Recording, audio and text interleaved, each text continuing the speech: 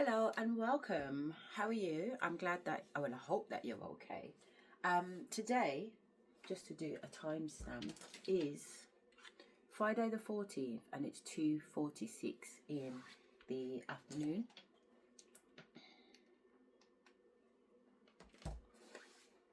And welcome to my PhD journal. So what I'm doing at the moment, I'm digging deeper. All right, so just to give you a little snapshot before the introduction, is that last year, due to my circumstances, I ended up on a psychiatric ward and had to spend 4 weeks in psychiatric care. And what I was diagnosed with was having an acute psychotic attack. I don't believe that was the case. I believe that what happened to me was part of a spiritual ascension, and perhaps even part of a conscious expansion, where my mind just started to multiply and multiply and multiply till it felt like I was connected to like at least 100 different versions of myself on the multiverse. All right, so let's just do this introduction. So I'm doing a unique PhD journey. So instead of doing a PhD the conventional way, I am doing almost like a video diary of my experiences as I'm actually going through them. I'm recording them, and then, hopefully together we'll be able to judge whether or not this is mental health or in fact some type of spiritual awakening. So I'm exploring dissociative identity disorder with psychosis alongside conscious expansion, blending the 3D academic world with the 5D spiritual practice. I'm also training as a shaman practitioner. I'm actually 6 months into a 2-year course. And with that, I bring gifts as a clairvoyant and as a medium. I've been a clairvoyant and a medium since as long as I can remember. I think I was about 4 that I can properly remember seeing my first ghost or person that wasn't really there, but it was energy. But it just continued on into adulthood.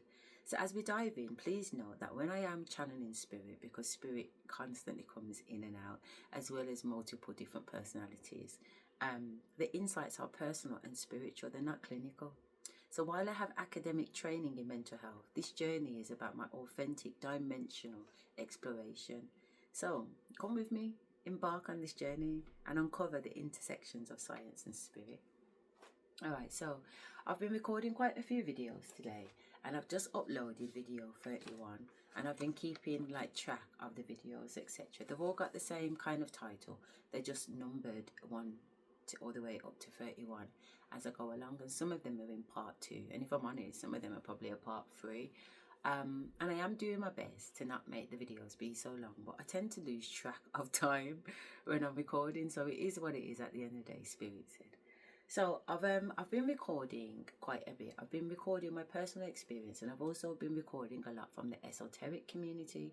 But what I also realised today is that, but what I also thought I need to do today is to kind of add some of that clinical mental health professional dialogue into the mix. So I want to play this video, which is on YouTube.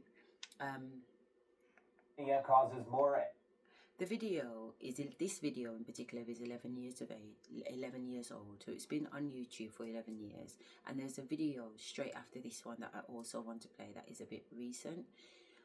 When it comes to the diagnosis, I'm not sure that the fact that the video is 11 years of age matters, but it probably does, because I would imagine medical research to have moved on significantly since the last 11 years. But we're going to take it through a journey. Okay, so I'm going to show 2 videos, and I'm going to be kind of giving perspectives on those videos that are in relation to my own personal experiences and Gnostics. Okay, so I'm going to turn the camera around, and that's the title we're looking at. Okay, Schizophrenia and Dissociative Disorders, Crash Course Psychology. And this is by a company called Crash Course. It's had 5 million views, and as I said, it was uploaded a year ago.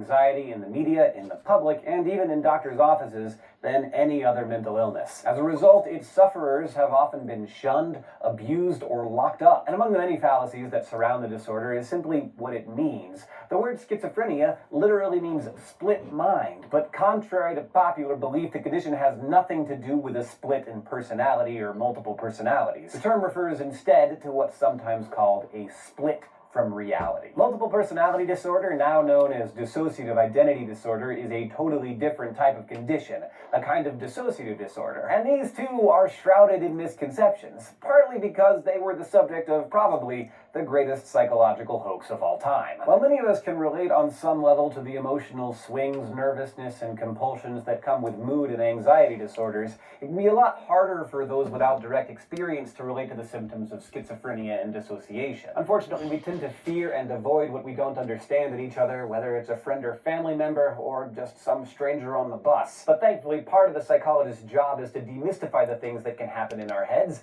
and as is often the case, understanding may be the key to compassion.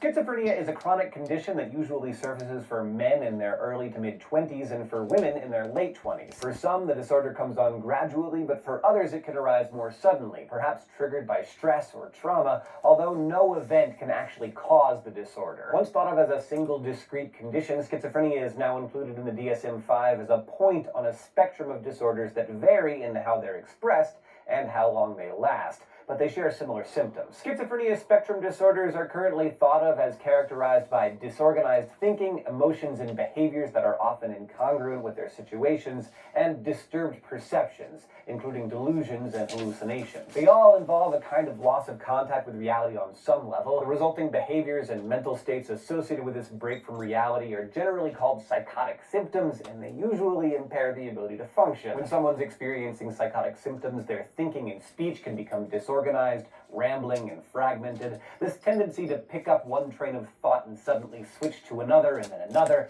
can make communication painfully difficult. People exhibiting these symptoms can also suffer a breakdown in selective attention, losing the ability to focus on one thing while filtering others out. In extreme cases, speech may become so fragmented it becomes little more than a string of meaningless words, a condition given a name that sounds like its own kind of non sequitur, word salad. Classic schizophrenia is also often marked by delusions or false beliefs not based in reality. These delusions can be rooted in ideas of grandeur, like I'm the Queen of England, or I won an Olympic gold medal for the luge, or they can become narratives of persecution and paranoia, believing...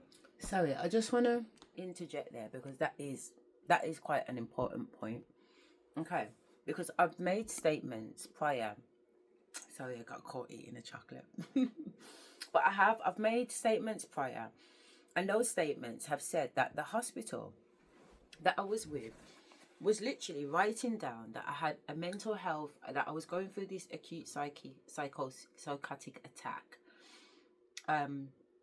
Because I was using language of some, well, they says that I was kind of displaying some condition known as grandiosa or something like that, which basically means that they are assessing my mental health because I am saying that I am a former head teacher, I am an education consultant, I am a Senko, yeah, and I also have several businesses. So basically, when I got to kind of have a look at my medical information and I seen that these were the things that they was using to suggest that I've got mental health, it's because they're saying that I'm using language and terminology to suggest that I am something more than I am. I've got an skewed perspective of who I think I am. But I am a former head teacher, and I am a Senko, and I am an education consultant, and I do have several businesses. But at no point have these medical people turned around and said, show me. So I'm thinking that they're taking what I'm saying seriously, but really in the notes, they're writing up something fucking different. Does that make sense? So the mental health service or system, in terms of what I've seen, and yes, there could be somebody saying that they're this and they're that. and they're not any of those things, and that's fine. But do you not think it's the medical's profession to actually do an investigation on what somebody is saying in order to determine whether or not it's a fact or a lie? Because if you just make an assumption that I am not what I am, then you're committing a sin, aren't you? Because it's a sin. To be presumptuous is a fucking sin according to the Bible in Psalms. And even just the fact that you are medical professions, do you not have a responsibility and a duty to make sure that before you prescribe or want to pin down someone to medicate them, you do indeed have the facts on their fucking circumstances? This is why I'm telling you, a lot of people in that medical field are in fucking trouble. Because once I get this shit wrapped up with my divorce, believe me, they are next on my agenda. Because you can't have me locked up for 3 months, for 3 weeks, based on something that I've said, which is factual. I am all those things. My qualifications are freely public on LinkedIn. You can see that. You can Google my name. My name alone will bring up my Ofsted inspections and whatever else I've been linked to at the many schools that I've fucking worked at and consulted. You know what I mean? So while I do agree that there is this grandiose perspective, they need to be quite mindful of that. Now, from a shamanic spiritual side of things, there are things that I talk about that make me feel quite grandiose. So, for example, I would say that my spirit team, my ancestors, refer to me as Your Majesty. Yeah, I am a queen in their eyes, and I am a queen in the spiritual arena. I come from a very, very royal bloodline. So even in that respect, if I'm going to talk to the medical profession and use that type of terminology, then again, they are going to assume that I am not what I am. But on the spiritual side of things, I don't have a qualification to give you. I cannot give you a qualification that says I'm a queen. I cannot give you a qualification that says that I am royal or that I'm a majesty. I just know that that's the information coming from the celestial planes or the 5D planes. But that doesn't mean I should be locked up. That does not mean I should be locked up, you dickhead. Yeah, so I just wanted to touch on that because, again, there's a lot of assumptions being made. These people don't actually know. They don't actually know. And because I've studied mental health at master's level and PhD level, I also know that these people don't fucking know. And because I'm also in these institutions where the staff, some of them are not even trained up to level 3. Level 3 is an A level. In UK education, level 3 is an A level. It's one qualification higher than a GCSE secondary school child. And these guys in the fucking mental health institution don't even have that qualification. They've got GCSE level qualifications. Assessing somebody like me that has I haven't finished my PhD yet, but I've got at least up to PhD grade in fucking mental health. Work that one out. I'm more qualified than every single fucking body in the building. But yet still, I'm being assessed by these absolute knobheads. It's crazy. So let's get this video sorted. Your thoughts and actions are being controlled by an outside force, or that you're being spied on or followed, or that you're on the verge of a major catastrophe. And there are some complicated variations on these delusions, like feeling that you've died or don't exist anymore, or that someone is madly in love with you, or that you're infested with parasites. Delusions of one kind or another strike as many as 4 out of 5 people with schizophrenia. While some delusions can seem fairly logical, they can also be severe and bizarre and frightening. Unfortunately, many of the most memorable examples of people suffering from severe delusions come from serial killers, and yeah, while Son of Sam did claim that he was taking orders from his neighbor's dog, that kind of stuff is in the tiny minority. Brian Wilson of the Beach Boys and Syd Barrett of Pink Floyd have both suffered psychotic symptoms. And then, of course, there's John Nash, the Nobel Prize-winning American mathematician and subject of the movie A Beautiful Mind. Through proper treatment, some people with schizophrenia have not only learned to live with their illness, but also made fantastic creative contributions to the world. Many people with schizophrenia also suffer from perceptual disturbances or sensory experiences that come without any apparent sensory stimulation, like hallucinations. This is when a person sees or hears something that isn't there, often lacking the ability to understand what is real and what isn't. Auditory hallucinations or hearing voices are the most common form, and these voices are often often abusive. It's as if your inner monologue, that little conversation that you have with yourself, or the random things that float through your head, were somehow coming from outside of you. It's as if you couldn't sort out whether the voices in your mind were internal and self-generated or external and other-generated. To me, it sounds terrifying. Other common symptoms include disorganized, abnormal, or incongruent behavior and emotions. This could mean laughing when recalling a loved one's death, or crying while others are laughing, acting like a goofy child one minute, then becoming unpredictably angry or agitated the next. Movements may become inappropriate and compulsive, like continually rocking back and forth or remaining motionless for hours. Broadly, most psychotic symptoms fall into three general categories traditionally used by psychologists: positive, negative, and disorganized symptoms. Positive symptoms are not what they sound like. They're the type that add something to the experience of the patient, like, for example, hallucinations, or inappropriate laughter, or tears, or delusional thoughts. Negative symptoms refer to those that subtract from normal behavior, like a reduced ability to function, neglect of personal hygiene, lack of emotion, toneless voice, expressionless face, or withdrawal from family and friends. Finally, disorganized symptoms are those jumbles of thought or speech that could include word salad and other problems with attention and organization. Symptoms like these are useful in diagnosing a disorder on the schizophrenia spectrum, but there's a physiological component too. Like many of the disorders we've talked about, schizophrenia has been associated with a number of brain abnormalities. Postmortem research on schizophrenia patients has found that many have extra receptors for dopamine, a neurotransmitter involved in emotion regulation and the brain's pleasure and reward centers. Some researchers think that overly responsive dopamine systems might magnify brain activity in some way, perhaps creating hallucinations and other so-called positive symptoms as the brain loses its capacity to tell the difference between internal and external stimuli. For this reason, dopamine-blocking drugs are often used as antipsychotic medication. Okay. I kind of just talk about some of the things that he's mentioned there, because he's talked about three different levels of the experience of positive, negative, and disorganized, or whatever it was, dysfunctional. And I want to say that what he termed as positive is having experiences that actually add to something. So the hallucinations, the voices, whatever. Then he's talking about the negative side effects of it, of having a psychosis. And that is basically not wanting to wash, being paranoid, disconnecting from family and friends. And then he's talked about the last one, dysfunctional, whatever it was, and that being based on not being able to articulate oneself properly, a word salad. When you think about it, where my girl just stepped on the word salad, what's her name? He was going for a president of America. Camilla, that's what they used to say about her, ain't it? Nothing but word salads used to come out of her blood clot mouth. But anyway, yeah, so these three dimensions. So how do these three dimensions relate to me? I would say that I demonstrate signs of all of those three today.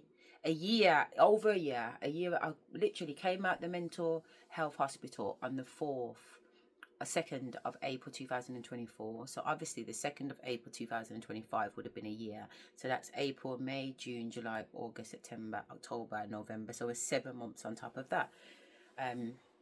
So a year and 7 months now I've been out of the hospital and literally living a normal functioning life. All right. When I was in the hospital, I was living a normal functioning life, but I still was displaying the positive, negative, and dysfunctional signs of it. But the point that I want to get to is that when I was in the hospital and was able to talk to some of the other patients that was there, one girl in particular was telling me about her psychosis experience, about her thinking that her girlfriend, she's obviously gay, she's thinking that her girlfriend was trying to kill her. There was all kinds of fucking shit going in the house, and she was just getting downloads that she's God and that she's gonna fucking destroy the whole world. You know what I mean? So when she was talking to me, I was like, fucking hell, that sounds really familiar. It sounds really familiar, and I'm thinking, well, why are we having the same experience? Why are we having the same thoughts? Why are the same illusions or hallucinations or whatever it may be coming? And how many other people that have been diagnosed with schizophrenia have these same understandings? So watching this video and understanding that this is the makeup of what they deem to be schizophrenia right about now is just pushing me more and more and more onto this is a spiritual experience as opposed to a mental health experience, you know, because we all seem to be having a collective experience in one way or another. Now, when it comes to psychedelic drugs, when somebody or a group of people do something like magic mushrooms or ayahuasca or whatever it may be, and I'm talking about the plant-based medication, but I'm also talking about the synthetic medication like LSD or whatever you might want, ecstasy or speed. It still can happen in a group. A group of people can take a drug, whether plant-based or synthetic, and have the experience and see the same entity or the same illusions or come to the same understanding. And I know that because I've got older children whose dad is very much into those kind of things. So the boys have entered into those arenas too. And as a former head teacher, it used to drive me fucking crazy because I didn't want my children involved in any of that. But, when you've got a parent doing something opposite, they're going to pick up different things, aren't they, from different parents. But I remember my son telling me about an experience where he went camping with his friends and they was all doing magic mushrooms or whatever, and they'd all shared an experience, and I was like, wow, how profound is that? And then obviously when I've done research around ayahuasca and stuff like that, and obviously speaking to my shaman teacher, she talks about the whole collective group having an experience where they can see like dragons or demons or dragon eggs or whatever it is in one of the individuals of the group, and then she has to use her shamanic abilities to draw out that entity, with kindness and love, because in shamanism it's not about fire with fire. It is about understanding the entities, finding out what it is that they need, why are they here in this dimension, why have they got themselves trapped up in that person's body, and then releasing them. And it's completely taught about normal. So what they're describing in the mental health sector is actually what a shaman would experience on a normal day-to-day thing. Yeah. So for me, it's about diving deeper, because I live in the UK, and obviously the UK laws around mental health are very rigid. They are very rigid because we don't have that really rich cultural knowledge like, say, Africa or India or even China. Those countries seem to lean more towards spirituality because there is a heritage of that understanding. My descendants are Jamaican, and through doing my DNA, I also know that I'm 98% African. So again, when I've been to Africa, because I have, after I came out the madhouse, I just was like, I'm going to go and find out for myself. So my ancestors took me to Africa, and I seen some stuff. I seen some stuff, and I learned some stuff, and I understood some stuff. And more importantly, I understood stuff about me. I understood that, you know what? This is even bigger than the basic spirituality. This is bigger than even shamanism. This is something next level. It's absolutely next level, because at one point, like I said, in 2024, before I actually got submitted into hospital, I was on I thought, I says to Spirit, my God, I can literally hear about 54 brains, and my ancestors was like, no, try 97. Like, I was tapping into 97 different selves of me on a universal, multi-universe level, and was able to take in that information. So what I was experiencing was almost like a Lucy moment, where I'm now seeing all the connective lines that are part of the universe, that are part of this makeup. Yeah. And as time's gone by, I've learned that I can weave these lines together. They're like little tiny strings that I see coming down in green. And it's almost like you can pick them like violin strings and move things around, literally changing your reality. So that's what I've been doing for the last year, just literally changing my reality little by little, weaving. So my reality has completely changed. I've gone from working to now hardly ever working, still generating creativity, still generating money, and living a very, very luxurious lifestyle. Yeah, honestly, this year alone, in 2025, I've been to 6 different countries. Well, I've been to 5. I've been to 6, but I should have gone to 7. So I've been to Ghana between February and March 2025. Then I went back to Ghana in March and April. So I got back for 2 weeks and then flew out again. Then in June, I went to Istanbul. Then in October, early October, between the 7th and the 14th, I went to Jamaica. Then at the end of November, I paid for my flights and accommodation to Nigeria. But when I got to the airport, my visa wasn't ready. So because I didn't have my visa ready, I couldn't fly. So my ancestors just ended up booking Bali. So I went to Bali, but before I could get to Bali, I had to stop off at Dubai, didn't I? So, landed in that country and did whatever I wanted to do before it was time to go forward to Bali. And they're literally telling me that in 2026, it's more of the same thing. So part of the journeying and part of the traveling is that I get downloads from my ancestors and spirits and celestial beings that let me know that I need you to go here because there's some things that I need you to do. There's some people that I need you to meet, and there's some places that I need you to go. And when I get there, I end up finding these people and I end up getting to these places, doing what it is that they've asked me to do, and then making my way home safely. And everywhere I travel alone. I don't travel with a male and I don't travel with female friends. It's literally just me. And sometimes I'm in really, really scary situations. You know what I mean? Because again, there's a reason why I'm being sent into these environments, and a lot of the time it's to slay a dragon. It's to slay a dragon or kill a bomber clock warlock. And that is my reality. That is my truth. And I get there and I get out of there.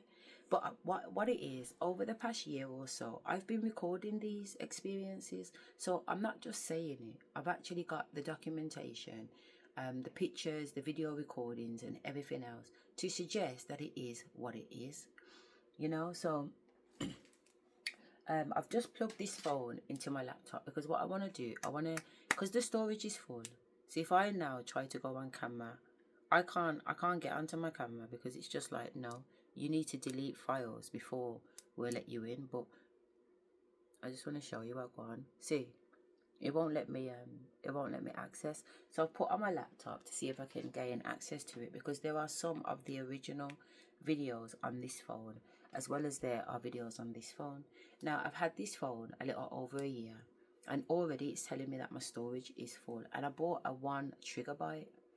How is 1 gigabyte full already? But again, this is how much data I've been collecting, because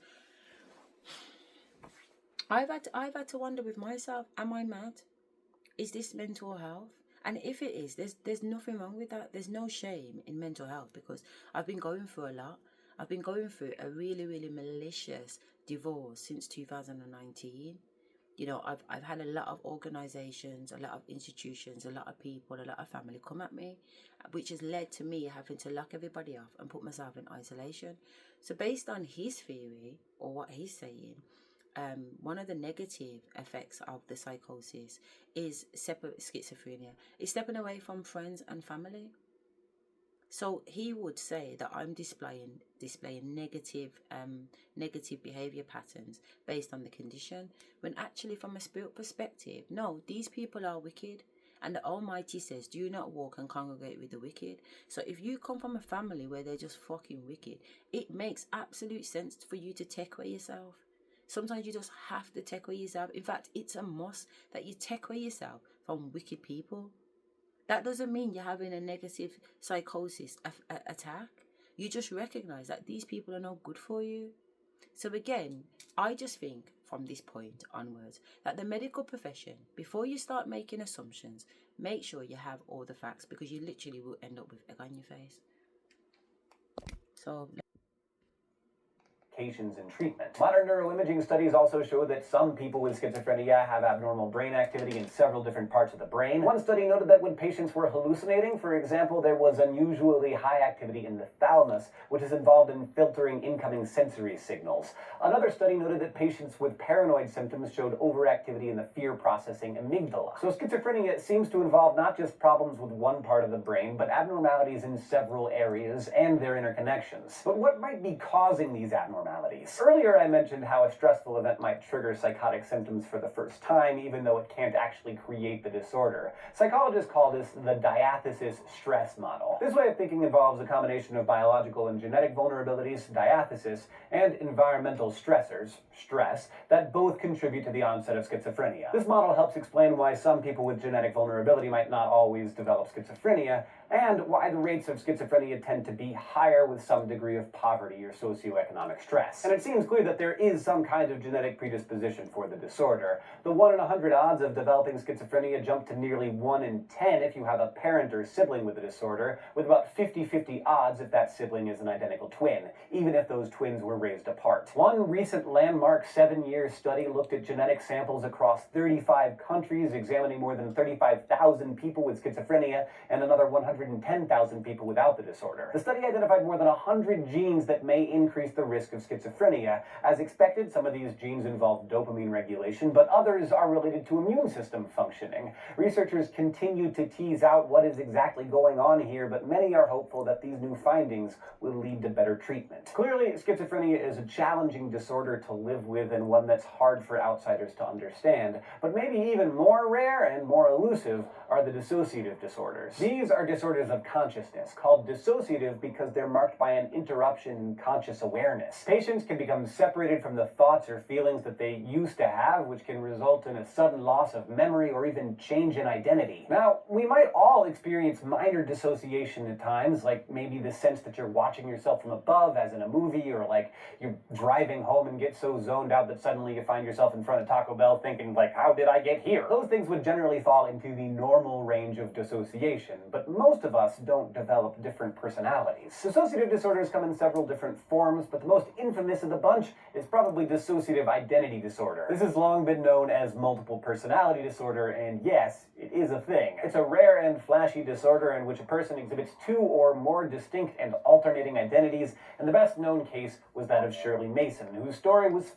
Okay, before we go on to Shirley May about the identities that he's just mentioned, so it's usually in people that are displaying 2 or more.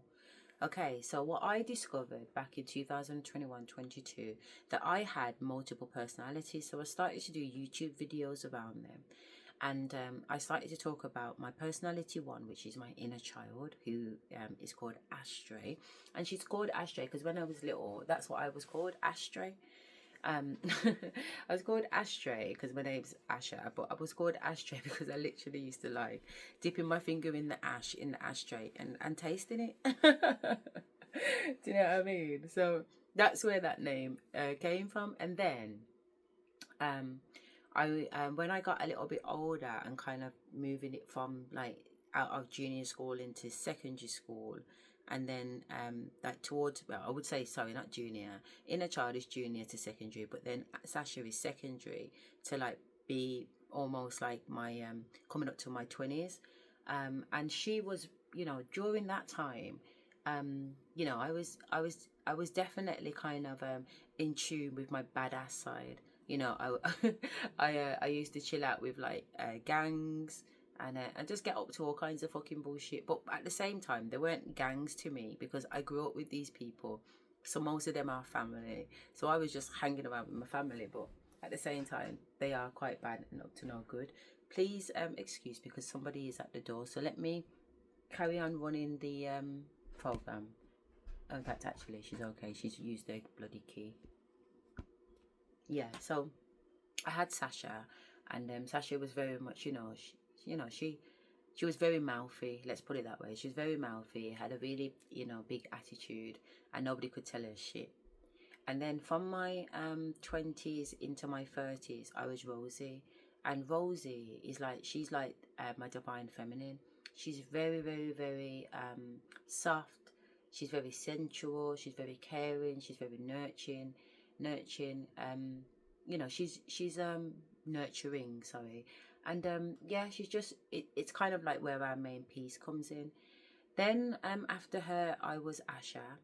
That's when I became qualified and was going into schools, and I was learning, and I was really taking my career and education forward, and being a principal. I was on a good wage, all the rest of it, and I just had everything boxed off. And then after that, coming into like my 40s, I then started to notice a new personality coming in that I wasn't familiar with, and that was my higher self.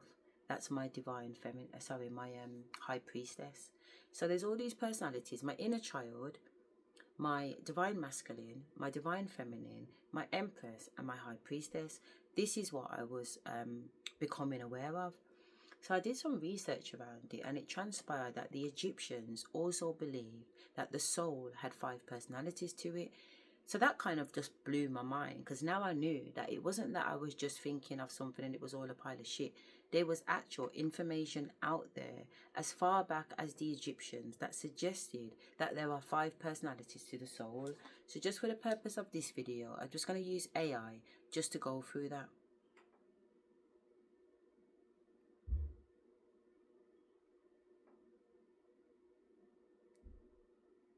First of all, I'm gonna order some food, so I just press go on my order.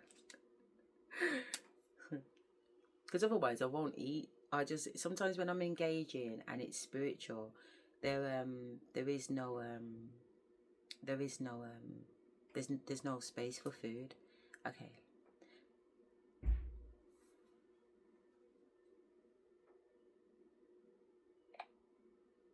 Val. I'm here.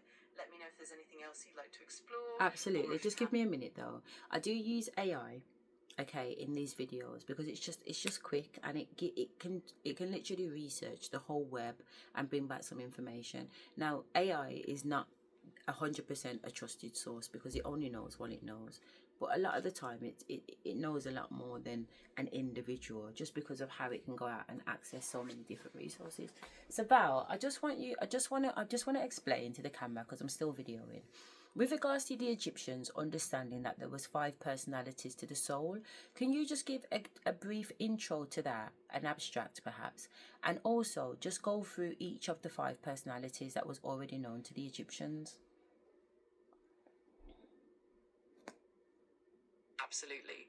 The ancient Egyptians had a fascinating understanding of the soul, and they believed it was made up of 5 distinct components. These are 1, Ka. This represents the life force or vital essence, essentially the individual's double or spiritual double that lives on. What are you doing? I'm on. You know what I'm doing? The camera's on. You okay? Yeah. Do you want something? I've just ordered you a pasta. Pasta? Yeah, you like chicken penne? No. Okay. All right, I'll order you something else. Give me a minute. Thank you, Princess. Sorry, Val. Carry on. No worries at all. Whenever you're ready, I'm here to dive back into Just the details. dive back in. Start from the first one. So the first personality is Ka. K-A. Absolutely. So starting with the Ka, it's essentially the life force or the vital essence that each person possesses. It's kind of like a spiritual double that continues to exist after death. The Ka was believed to need offerings and sustenance in the afterlife to thrive. The next component is the Ba, which represents the personality and individuality, often depicted as a bird with a human head. The Ba could travel between the living world and the afterlife. Then there's the Ak, which is the transformed soul that achieves a kind of divine status after death. The Ren is the name or identity of the person, crucial for their existence in the afterlife. And finally, the Shut or Sahu, which represents the physical body and its preservation. All these components together formed a holistic view of the soul in ancient Egyptian belief. Let me know if you want more details on any of those. Thank you so much. So that's what I discovered back in 2021, that this is not new. So as I started to get more and more of the downloads and become more and more attuned to these different sides of me, and these sides weren't new to me because I had obviously lived as an inner child. I'd been Asherah, I'd been Sasha, I'd been Rosie, I'd been Asherah. I was now becoming Asherah, and I could feel that I was transitioning from one state of consciousness into the next state of consciousness. So this is 2021. So I started to get online and I started to kind of record what I was experiencing and what I was feeling.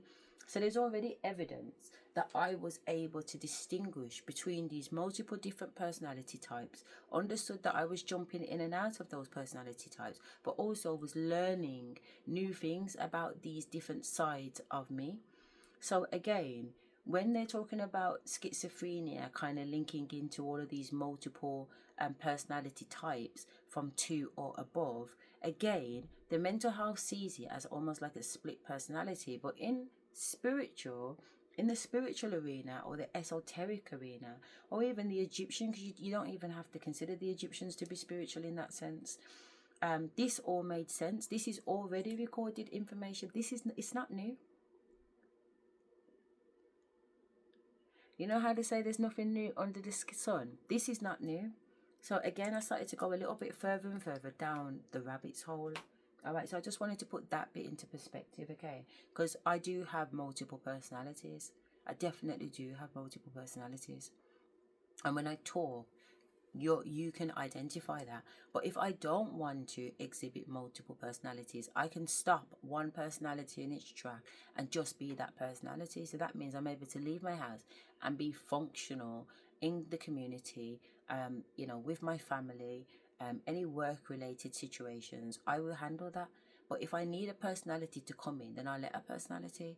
But when I'm in my bedroom and I'm dealing with spirit and I allow myself to be open to spirit, then I'm not picking and choosing which personality I am. I just allow those personalities to flow, because each of those personalities get different codes and different messages from the universe, directly from God, from ancestors, from spirit, from extraterrestrials.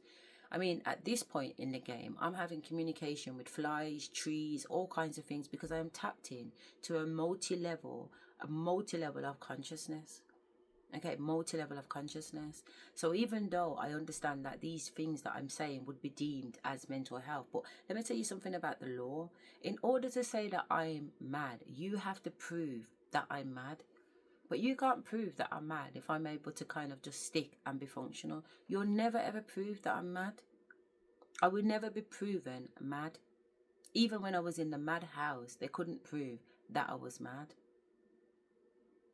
You know what I'm saying? Because for one to lose to actually be certified as mad in the UK, the medical professions have to be able to declare that a person no longer has capacity, or they're no longer able to keep themselves and others safe. I wasn't in that situation. I had full capacity. I knew exactly what was going on. But because it was going on at such speed, there are moments where it did lift me off the ground. I found myself levitating and unable to hold on to something solid. I was unable to really distinguish whether or not this reality that I was in and everything that I was seeing in this reality, was it real? Yes, the answer to that is, of course it's all real. But at the same time, we need to know what time and space we're in. Whereas when I was jumping through all of these timelines and on these different multi-universe levels, I wasn't sure which timeline I was in. So every time I came back to myself, I'm having to really look around and clock. Where am I? And what time is it? Where am I in time and space? Where am I in time and space? Because even though the kids are in front of me, the kids were with me on the last multi-dimensional, but they were just in different roles. Or the dimension before that, or the dimension before that, or the dimension before that. So the characters haven't changed. But there's just something different in the location. I can tell I'm not on the same timeline. All right, but again, we're doing the mental health diagnosis of mental health. So let's crack on. Famously rendered in the 1973 bestseller Sybil, and later in a popular miniseries. The book was marketed as the true story of a woman who suffered great childhood trauma and ended up with 16 different personalities, ranging from Vicky, a self-assured Frenchwoman, to handyman Sid, to the religious and critical Clara. The book became a craze, and within a few years, reported cases of multiple personality skyrocketed from scarcely 100 to nearly 40,000. Many believe the book was essentially responsible for creating a new psychiatric diagnosis. It turns out, though, Sybil's story was a big fat lie. Yes, Shirley Mason was a real person, and one with a troubled, traumatic past and a number of psychological issues. As a student in New York in the 1950s, she started seeing a therapist named Connie Wilbur and taking some heavy medications. And somewhere in there, maybe because she was coaxed, Or maybe because she wanted more attention, Shirley started expressing different personalities. Dr. Wilbur built a career and a book deal out of her star patient, even after Shirley confessed that her split personality was a ruse. The Sybil case is a powerful reminder that we really don't understand dissociative disorders very well, or even know if they're always real. Indeed, some people question if dissociative identity disorder is an actual disorder at all. But some studies have shown distinct body and brain states that seem to appear in different identities. Things like one personality being right-handed while the other is left-handed, or different personalities having variations in their eyesight that ophthalmologists could actually detect. In these cases, dissociations of identity may be in response to stress or anxiety, a sort of... Sorry, blew my mind with regards to the eyesight, because this year I have had 3 eye examinations, and every single time my eyes have been different, and I've had to have the lenses changed. So I've had 2 opticians appointments or tests in the UK, and had 1 in Africa. In fact, I've got my African results here. So basically, in the UK, when I got back, they was like, "Listen, if your eyesight hasn't changed, we're gonna charge you." And when the woman checked my eyes, she was like, "No, your eyes are definitely different." You know what I mean? So this is my African eye test. I don't know whether or not you can see the date on it actually. Yeah, it's the 28th of March 2025. Okay, and the address of it is here, Ghana. All right, just to clarify that motherfuckers are talking shit, but talking true. But again, like I said, I am. So this is my right eye, and this is my left eye results. So he ended up prescribing me some medication because he was like, "Oh, your eyes are deteriorating, but really, you need to take eye vitamins." So these are the vitamins that he prescribed me. So I did do some research on them, and they are in fact vitamins for the eyes. But because spiritually I have to be very mindful of what I take in my body, my ancestors and them are just saying hold fire. You know what I mean? Time and place for everything. So but my glasses, like I said, I had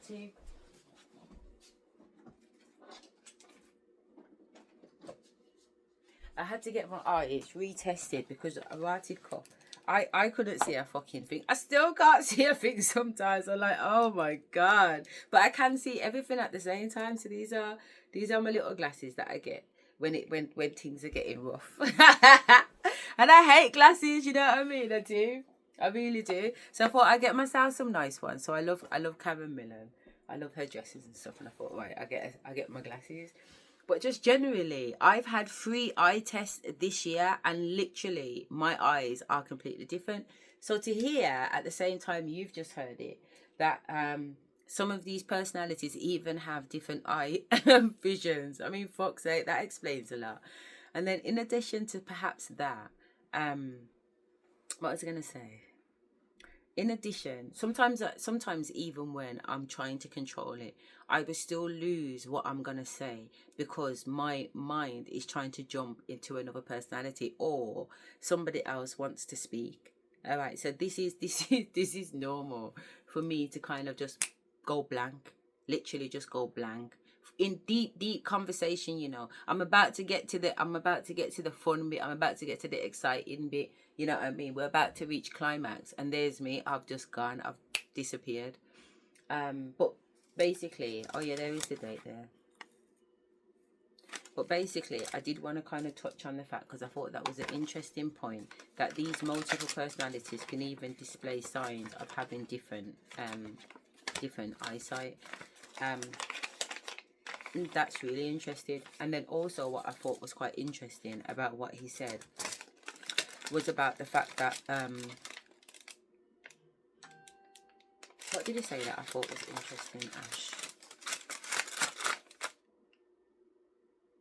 He said about the eyesight. What did he say before the eyesight?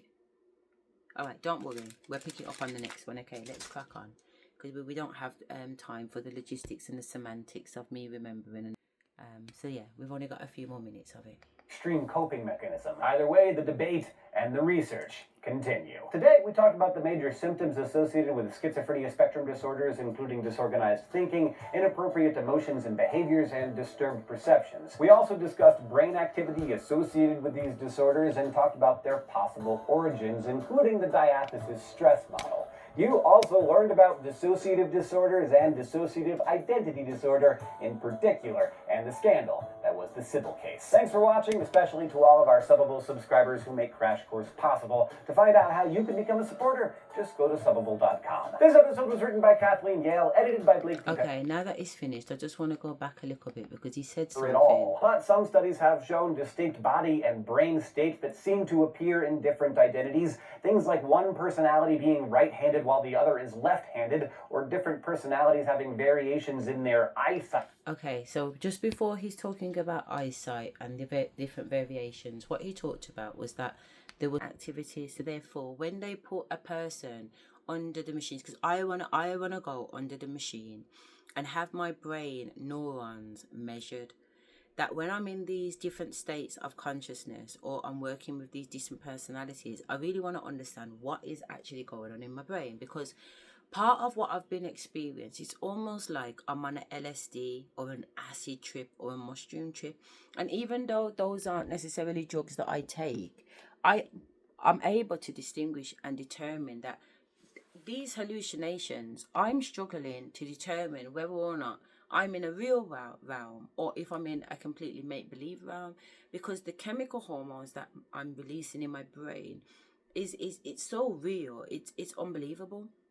And then in addition to that, what I would say is that there are certain times when I'm going through a spiritual ascension, meaning that I am becoming more online, my gifts are becoming more enhanced. And when that happens, I get these little, they're not like crack, they are a little bit like crack, snackle and pop, like the cocoa pop sounds. But it's so much more than that. Sometimes it can sound like that sound you get when a door's creaking and it's like kick, kick, kick, kick, kick, kick, kick. Yeah. But what I mean, it's the tone of that door. It's the tone of that metal rust rubbing against each other and making those clicking sounds. And when I get these little clicking sounds in my head, that's neurons firing off. I'm actually creating more neurons. There's more neurons coming online. And I can feel that and I can hear that. And I also get an energetic surge through my body. So there's lots of things happening. Sometimes it's to the point where my heartbeat will start doing something else. So when I was admitted, they did do an ECG scan on me, and then when I came out, I had to bring one of those machines home, have it on for 24 hours, and then display the results. So there is a lot of things that are happening on a spiritual, energetic level that are also having effects and impact in the physical level. So I just wanted to touch on that too. So let me show you the that I came across. Now this woman who's on this second video, I haven't played the video, I've just put it in the lineup to be in my library. This woman here. This video is 3 years ago, so it's a little bit more recent. So why the Crash Course video has got 5 million, this one has got 1 million views. But this lady here, Dr. Ramani, she's very good.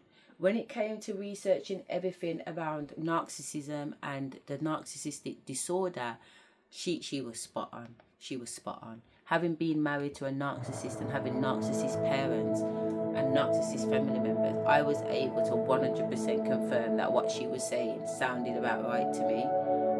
So let's see what she has to say about DID, because I think she has a way with words of explaining things. She's very, very popular at the moment. She's been on shows like The Diary of a CEO and other podcasts. Let me just rewind it right back to the beginning, because I just started to listen to that little bit. Okay, so the question is, what is dissociation? Dr. Ramani, welcome back to Med Circle. Wonderful to have you here. Thank you so much. It's so good to be back. Let's talk about dissociation. I want to start with the definition and then go right into your experience working with clients who've experienced dissociation. Yeah, so dissociation is sort of a splitting off of the self, right? So it's basically a person who's dissociated. It's as though a part of their self almost gets cleaved off, and it becomes separated from the sort of the overall sense of self. If you think of our self as this big holistic thing. Dissociation would be as though a piece of that was taken away.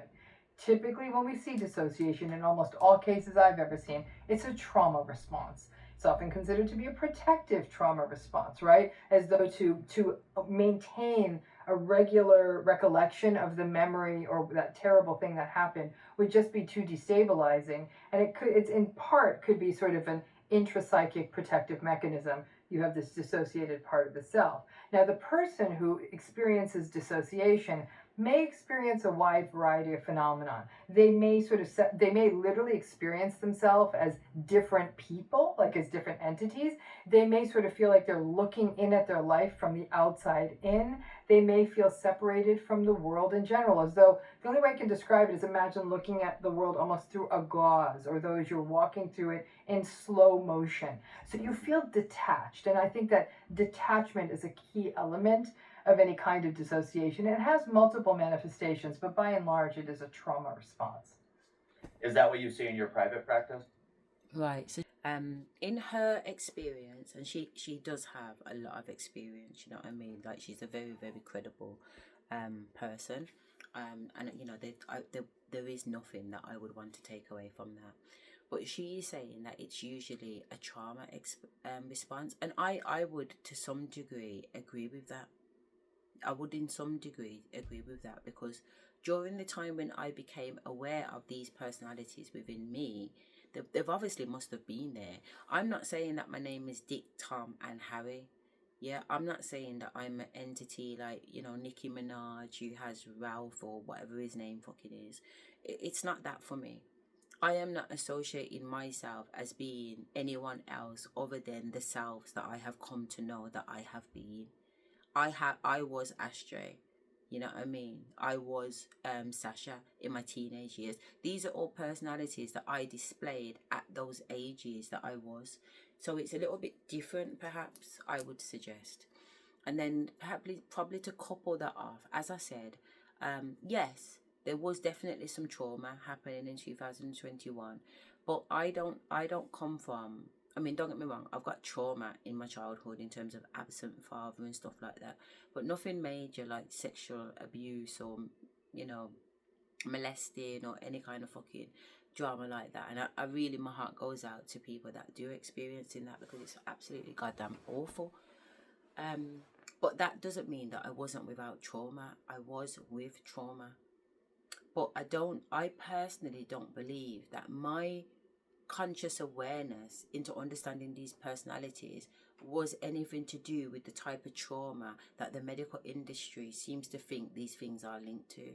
Yeah, I'm not trying to get away from myself. I'm not trying to become somebody that I'm not. I'm quite happy in the essence of who I am. What I'm saying is that part of me being me understands that over time you start to mature into someone else, don't you? When you're in your 20s, you can't keep acting like you're 5, 6, 7, 8, your inner child. A lot of adults do, though, because they've got inner child healing that needs to take place. But generally, we mature. We go from immature to mature. We go from child to adolescent to adult.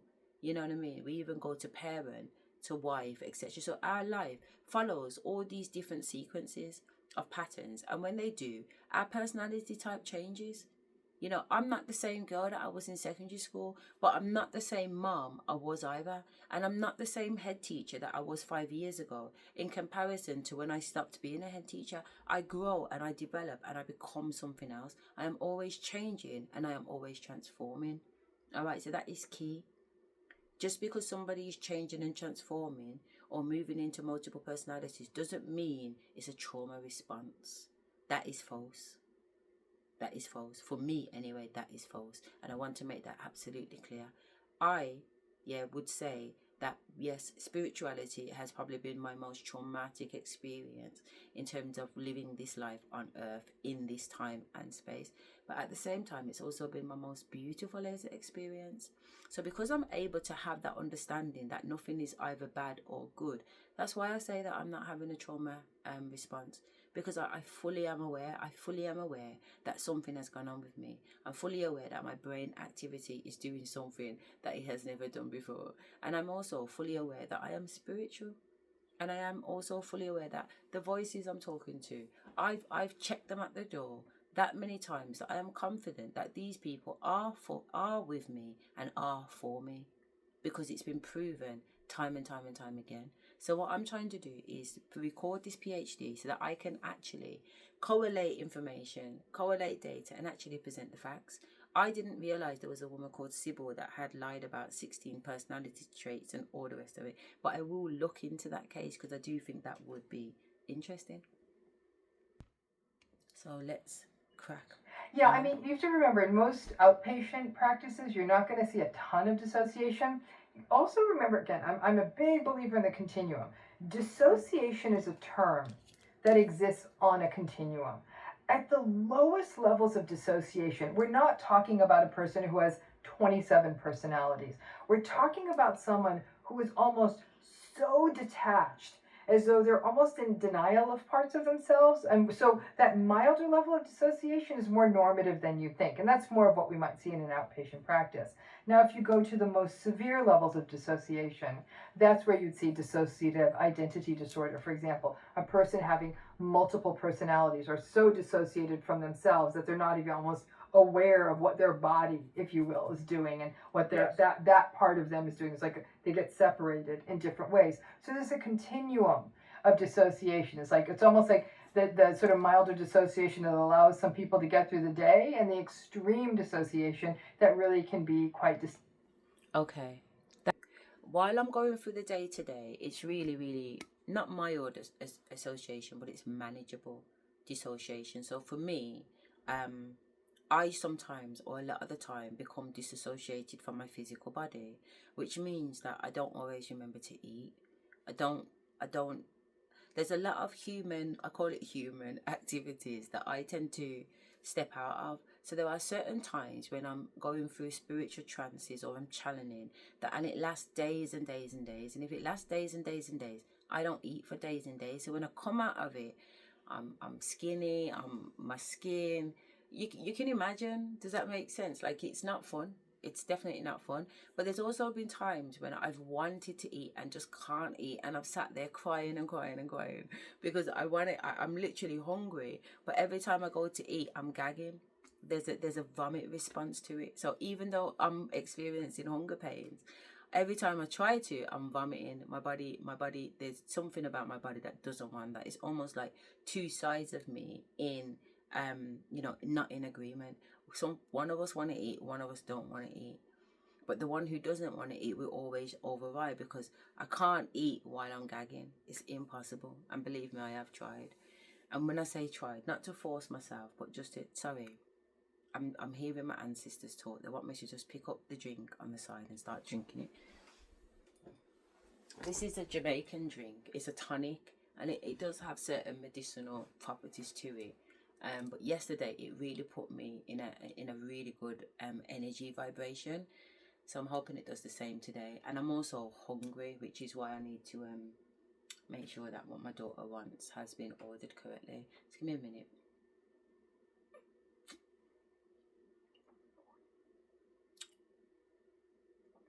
Okay, so spirit, just so I can give you guys a little snapshot, because look, I'm talking to you now on the phone, but I'm still receiving communication from outside of me, and most of it comes in through thoughts. But because I know which are my thoughts and which are not my thoughts, I'm able to distinguish between the two, because I've had to learn to check every thought at the door. I do not just have a thought now and act on it. I have a thought, and that thought needs to be carefully assessed. It needs to be verified, and it needs to be validated before I take action on it. Now, if it's a thought like get up and go to the toilet, I don't need to think. I don't need to do all of that process with get up and go into the toilet. But there have been times, there was one time in 2022 where I was walking into my ensuite bathroom, literally laughing and joking with myself, and I heard a thought that said, kill yourself, and I literally burst out laughing. One, I knew the thought wasn't mine, and because by that time I was well versed at checking thoughts. But really, two, it's the way it came in. It sounded so sure of itself, like it was telling me to. It wasn't saying, oh, you know, nobody loves us, everybody hates us, why don't we just keep, you know, like there was no foreplay. There was no foreplay into the idea. It was just raw, kill yourself. And that's really what woke me up to say, rare. Just like that. Just like that. Some fucking entity or some fucking source of thought can enter your brain, and if you're not checking your thoughts, you're, next thing you know, you believe that's what you want. That's not what you want. That is not what you want. You need to check the thoughts properly, because what I've come to experience through going to Africa is that these voodoo people that I've sat down with and spoke to them directly and recorded it, you know. So I'm going to put the whole blood clot recording online. Sasha, she's very attitude like that. But I'm going to put the whole recording online so you guys can see and hear these men in their belief, you know. In their belief, they are saying to me that they will use their ancestors and their shrines to conjure up dark energy / entities to go out there and literally talk to people and plant thoughts in their mind. Now, these guys don't know that I'm recording a PhD. They don't know that I'm doing this for scientific research. They know that I'm recording because they've given me permission. So I've set up my video recorder. I've got a guy next with me. He speaks African language. He knows these mans, and it's all been set up. I'm coming into their little African village and I'm going to record them talking about the voodoo. So these people get paid for people to come and check them. So after I spent time with them, learning about how they do their shit, and I mean, even in front of me, they got the kids to capture a frog. They ended up putting the frog in rum. So obviously this frog's dead. I did not condone any of this. I did record it, and if you don't want to see it on the recording, do not watch it, because I'm literally disclosing now. They put the frog in rum, which obviously creates a distress for the frog. Because the frog is distressed, the frog is now releasing a type of poison through its back. They're saying to me that because they are so spiritually protected, they can eat this poison, frog poison, and not be affected by it. So there they all are. Practically licking the back of this frog. I mean, don't get me wrong, they've got a whole fucking jar full of frogs and lizards and whatever else. But they're basically using this demo as a way to explain to me about how highly spiritually protected they are. Yeah? And also, I am asking questions because I believe that I am being sent demonic forces. I can feel that because I'm spiritually tapped in. I can feel demonic forces coming, and I'm thinking, how does this work? How do they get in? How do they do what they do? So I've gone on an investigative journey to Africa to find out. So then after they've done the whole frog thing, they've turned to me and said, they're not the baddest of the baddest of the baddies. There's a next man that's badder, and he lives down the road. Do I want to go and check him? Absolutely. I want to go and check him. I want to see what's really going on in this African voodoo culture. Yeah, because I know that this shit, to me, I'm getting downloads to say this shit is real, but I've never been this close to it. So we drive down the road and we go to the other guy, and the other guy speaks perfect English. In fact, he lived in England for quite some time, which was good, because at this particular moment, you got my guy translating to his guy, and his guy translating to them guys. Do you know what I mean? So therefore, communication is slow to be able to run round and wrap round. And then also, communication is being misinterpreted because there's differences in the dialogues between the three African groups that I'm with. My guy, his guy, and the two brothers. So we go around to the other guy's house. I have to put on this little African wraparound thing and whatever before I can go in there with their gods. You know, it's all very sacred. It don't look fucking sacred, but to them it's very sacred. They take it very, very seriously. So when he's asked the gods, his shrines made out of stone, which is no fucking different than a graveyard plaque. Yeah, so let's not get it twisted. And then the other day when I went to Bali last week, they've all got stone deities. Like, these people literally do worship stones, but they're not worshipping stone. Stone just holds energy. So that means the energy of the entity is able to sit in the stone so that it's easier to communicate with people from a human perspective, because as humans, we struggle to understand that energy is energy. It's all around us. We can communicate with energy, just like we communicate through energy with our emotions. That's what emotions are. Emotion, energy in motion. All right? So we end up going to this other guy's yard. There's a bag of people there waiting to be seen. Like, people are actually going to the Obia, man. People are actually going to the blood clot OBM man and asking the OBM man to do things for them. So anyway, I'm now dressed in this outfit, and we've gone to the first room, and he's asked his answers. It's all a fucking hoax. It's all a fucking setup. They've got these little paper tickets there, and they decide to choose which one, and each one has got money on there, but clearly they've marked it depending on how you look.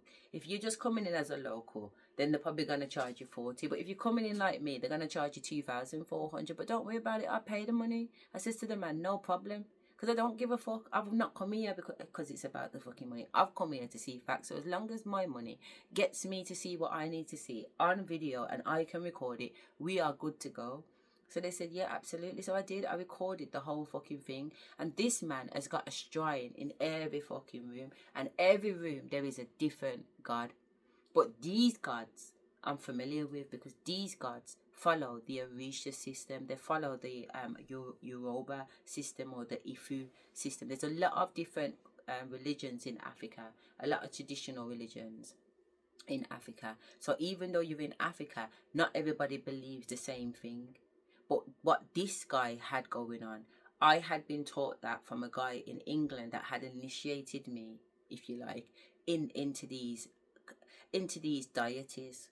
Yeah. So even though I had watched him do one or two things that could be deemed as voodoo, like going into the graveyard and watching him do graveyard magic and stuff like that, it's not on the scale of going to Africa and actually seeing and hearing these guys talk about what they do, as well as seeing things in action. So yeah, it's just to kind of say, I guess, at this point, because I do want to play the video, because I'm, on this bit, I didn't really want to talk too long. I wanted the medical professions to have a go. So you know what? Let me stop and let the medical profession. Stabilizing. Because I've worked with clients with trauma histories, I've seen certainly people on the milder end of the dissociative spectrum. We see dissociation as part of post-traumatic stress, complex post-trauma, borderline personality. All of those will carry sort of a pretty heavy dissociative element to it. I have also worked with clients who had histories of, DID. So at the most extreme, I've seen that too. Sort of not my area of specialization. So those are folks where you'd work in tandem with a really trained trauma therapist, because that's a very, very specialized area of focus. We'll talk a little bit more about dissociative identity disorder here in a bit. Would someone experience dissociation during or before or after a panic attack? That's an interesting question, Kyle. I think the panic attacks, and we always think of panic attacks two ways, right? There's the panic attacks almost everybody's had once, right? Panic attacks that can happen when you don't have enough sleep, when you wake up disoriented in a new place, when you're experiencing a lot of stress and experiencing tremendous stress or any of those things. We've all had panic attacks under those conditions, right? And it happens once, and a person's like, I got to get my life in order, I'm going to get more sleep or whatever, and then they don't have any more panic attacks. In panic disorder, a person has panic attacks quite regularly, multiple panic attacks a week. They're spontaneous. You have no idea what will cause them. The person really feels on edge, not knowing when the next will happen. Now, in those cases, some folks will report that they can feel a little bit of what we might call a prodrome, like a lead up to that panic attack. And it's quite conceivable that even in the lead up, there's some sense of like something's about to happen. Now, during the panic attack, I have definitely talked with many clients who say, I felt like I was out of my body, like I was almost watching myself have this heart attack experience, and I didn't understand what was happening, but I really thought I was dying, but I wasn't sure sort of it was me. And then obviously when a person comes out of a panic attack, what we see is a lot of exhaustion, and then we almost see more of an integration of self, and like I said, the person's often quite exhausted. What's really interesting is when a person does have a period of dissociation, even separate from a panic attack. I've observed this, and again, this is anecdotal in my own clients, when there's for example, a tremendous stress comes up, the person has a dissociative moment, even in a session, they will become quite exhausted. As though it's almost exhausting to cleave off part of yourself or switch between identities and come back. So it's fatiguing for the individual. But I think in panic attacks, it's not unusual for some people. There are certain times, not that I'm exhausted, but what you'll see on some of the videos prior, is that I take in a lot of breaths, and then there are certain times when I'm literally falling asleep, and then I'm boom, back up again, and I'm, you know, in a different personality. So I do agree with that. I do agree that there are certain times when I'm just fatigued, but at the same time, I probably don't agree with that, because a lot of the time I'm like an energizer bunny. I'm not sleeping. I'm going a whole 24 hours, sometimes in a whole 24 hour. I'm just talking, downloading, with spirit, with my personalities, You know, I will see morning come up and nighttime go. Morning come up and nighttime go. That's very normal.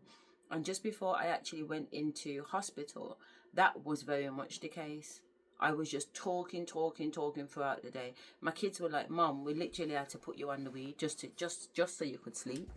You know, because I don't have any memory of half the stuff that was going on in this house, but I have lots of memory of the stuff that was going on in this house, just seeing it through different eyes. All right, so I was just touching on that point there.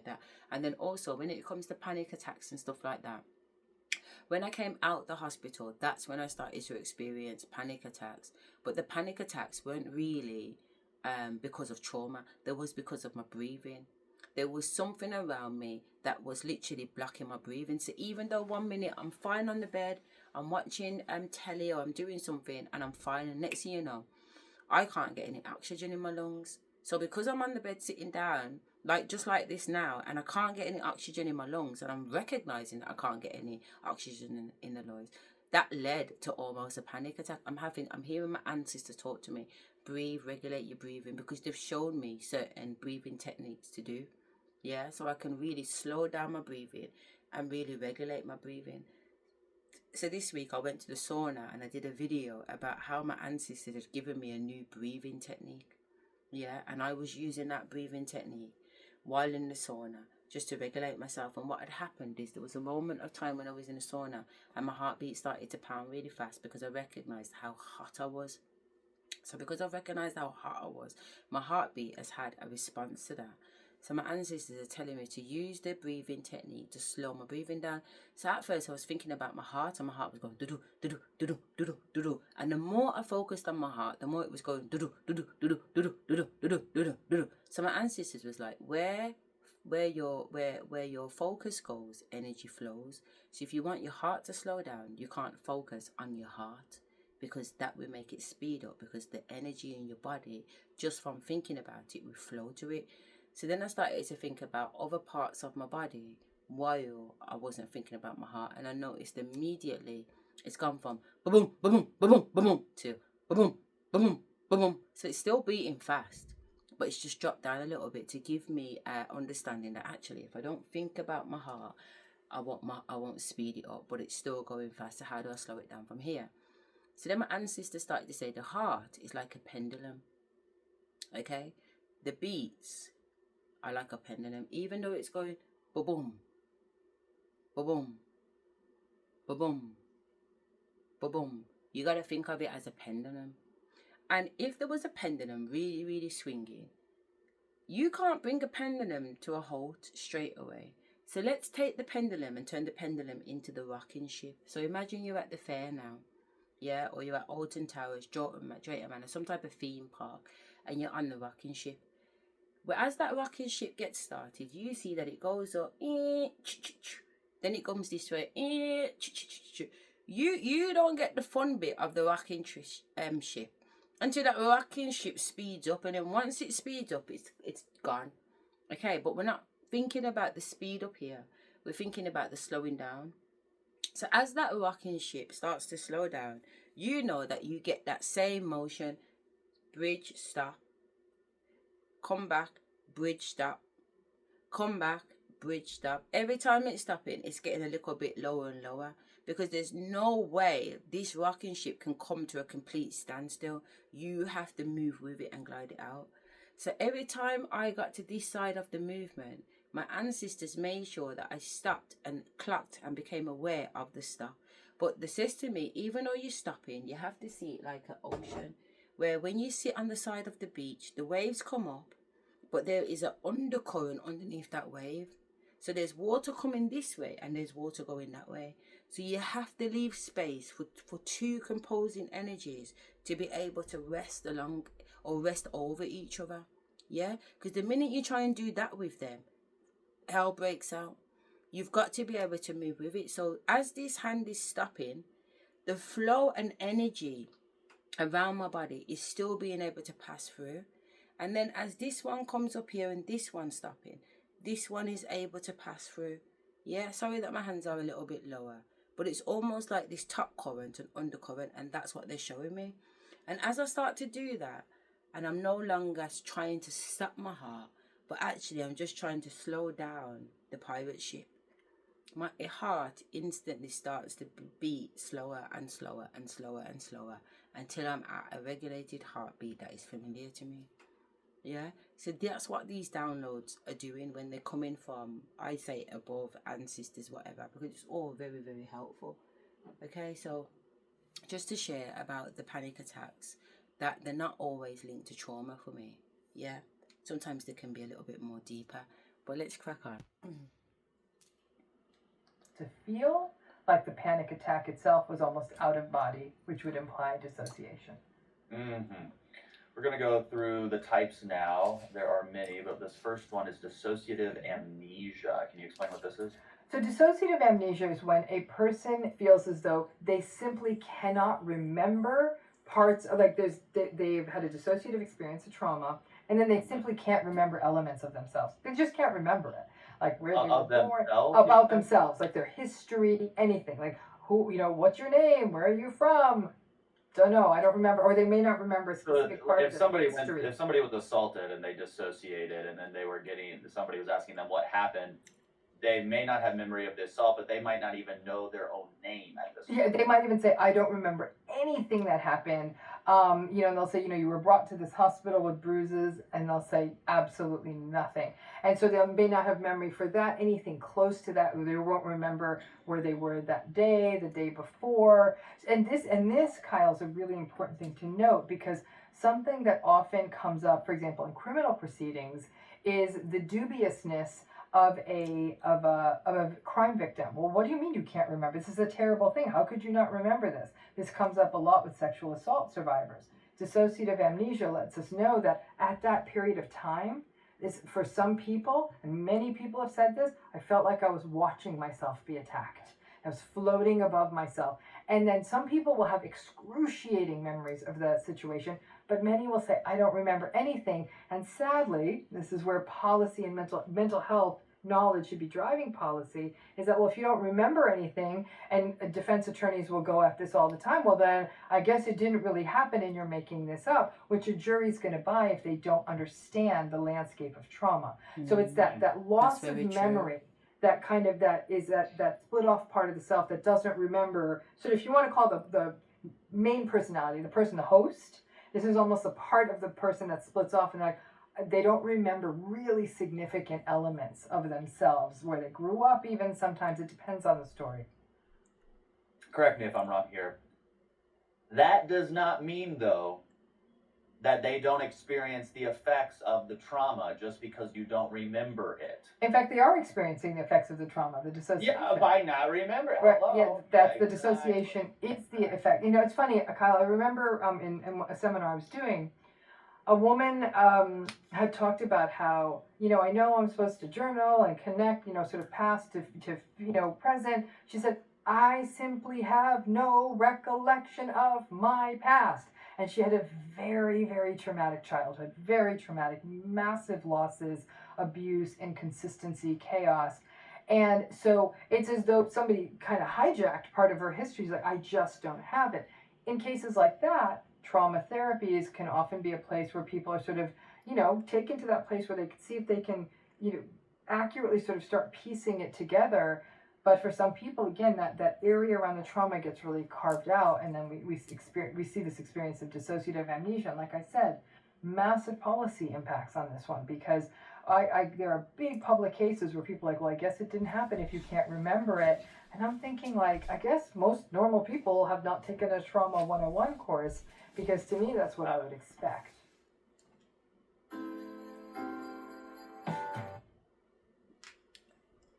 That made perfect sense to me. There are bits in my story, for example, when I was at before I got taken into hospital, so this is February 2024, that I have no memory of.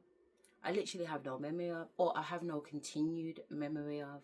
You know what I mean? So there was lots in it that I have disassociated from. And that's because it was terrifying, to be fair. So there was one situation where when I was at the hospital, I'd woke up in something that appeared to look like the morgue. And it was just me one in the room, and I was on this cold metal table, and it looked like I was in a fucking morgue. And I straight away went, Nanny, Nanny. And my nan came through straight away, and she said, don't worry about it. Don't worry, you're okay. They cannot kill you. We've put the markings on your hands. And then it just went blank, and I woke up in another place. Yeah, but honestly, at that time, I was shit scared. I thought I was dead. I thought I was in the... Even though I've got up off the table, I'm sitting up on the table, I'm looking around. I was like, I must be fucking dead. I'm in a morgue. What am I doing in a morgue? Anyway, we're back on. Fugue? Yeah. Am I pronouncing that right? Yeah. What is this? A fugue is actually a dance. It's and a piece of music that goes with said dance, right? So that's where that word comes from. In a dissociative fugue, which can actually be quite dangerous, a person wanders away. They just go, and people find them sometimes hundreds of miles from home. The person who experienced the dissociative fugue will actually not have a clear recollection of how they ended up in that other place. When they get to that other place, they can often look quite confused, not be able to give clear answers to who they are. Sometimes someone will pull their ID and say, okay, let me call someone, but they simply will not have a recollection of how they got there. So it's you can see how that's dangerous, almost like we might see in a older patient with dementia who might wander, right? And that can be dangerous, especially depending on weather, safety, because they are sort of kind of wandering. And I mean, they have their abilities. They might literally get in a car or get on a bus or get on a train. So they're going through steps, right? But it's almost like it's robotic or an autopilot kind of a thing. Then they end up someplace, and they're confused. And somebody often will find out that someone's in a dissociative fugue state when somebody's asking them questions and they're recognizing this person's confused. They might think they're actually on drugs. They're not on drugs. They may call someone, and then they will get them back to that, get them back to safety. Is this a response to recent trauma, or is this something the body does occasionally after old trauma or years of trauma? Well, I would say that it's not likely to happen after a singular traumatic event, though anything's possible. It could be something we see in response to complex trauma. It's also something we could see in response to a triggering event, right? So a person's experienced a trauma, now they're in a situation that evokes an original trauma, and under that stress, a dissociative fugue could happen. It's an extreme response. It's extraordinarily rare. It is not normative or even at all, it's rare. I have to tell you, in all my years of practice, I have never, ever personally consulted on a case where there's a dissociative fugue. I've read some, like literally, I remember one in particular, one was found out in one of the desert cities, and again, sort of a little disheveled, but more than anything confused, and she'd had a history of trauma, and sort of somehow managed to drive her car out, and she stopped to get gas. Okay, my experiences, because I've also experienced like that, but not in a traumatic way, that what they've just described. So I'm going to describe two experiences to you. So the first experience was that I ended up at this guy's house. This did the first kind of, like after my divorce, there's been 5 gentlemen that have come in, and each of them I've got a different experience with. So anyway, I was at this first a gentleman's house. They're not gentlemen, they're fucking warlocks, but whatever.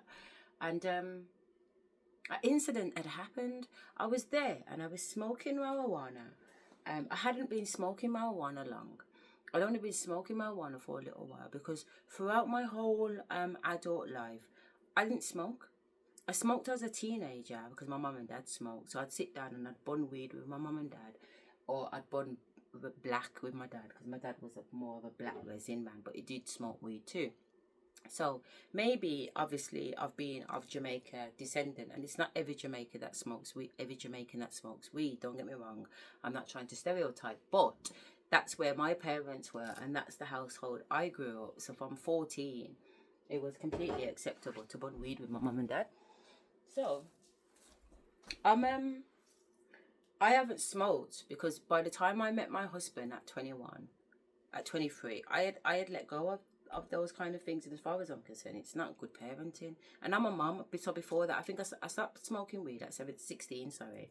I was trying to get pregnant because I had a download and the Almighty had told me that I was going to have a baby boy.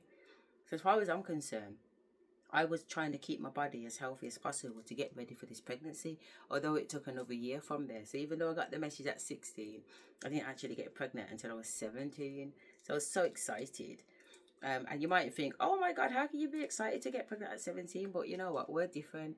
I already had my yard, my flat from 15 and a half. I moved out my mother's yard. I've always been very mature and I've always been very dependent.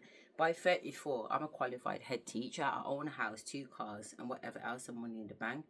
You know, don't get it twisted. And again, I think that's because of my spiritual abilities. But again, we won't go there just yet because we're just looking at it from a 3D medical perspective. So keeping in line with the 3D medical assessment, that's cool. So, where am I? Sometimes when a different personality comes in, it really can throw me off, man. I'm not gonna lie. What was I talking about?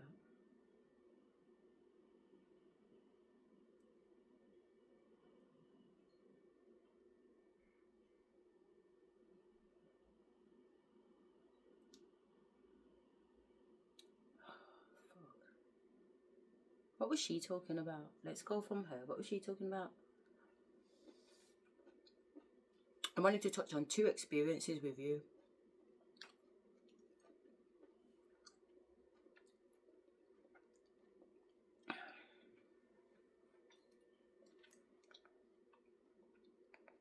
And again, sort of a little disheveled, but more than anything confused. And she had a history of trauma and sort of somehow managed to drive her car out, and she stopped to get gas. Got ya. Thank you. So, I was at this guy's house, yeah?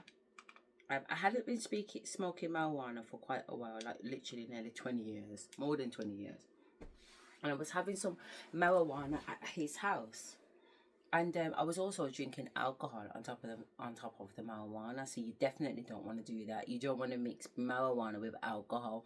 1, because both of them are depressants. Yeah, so they both will bring you down.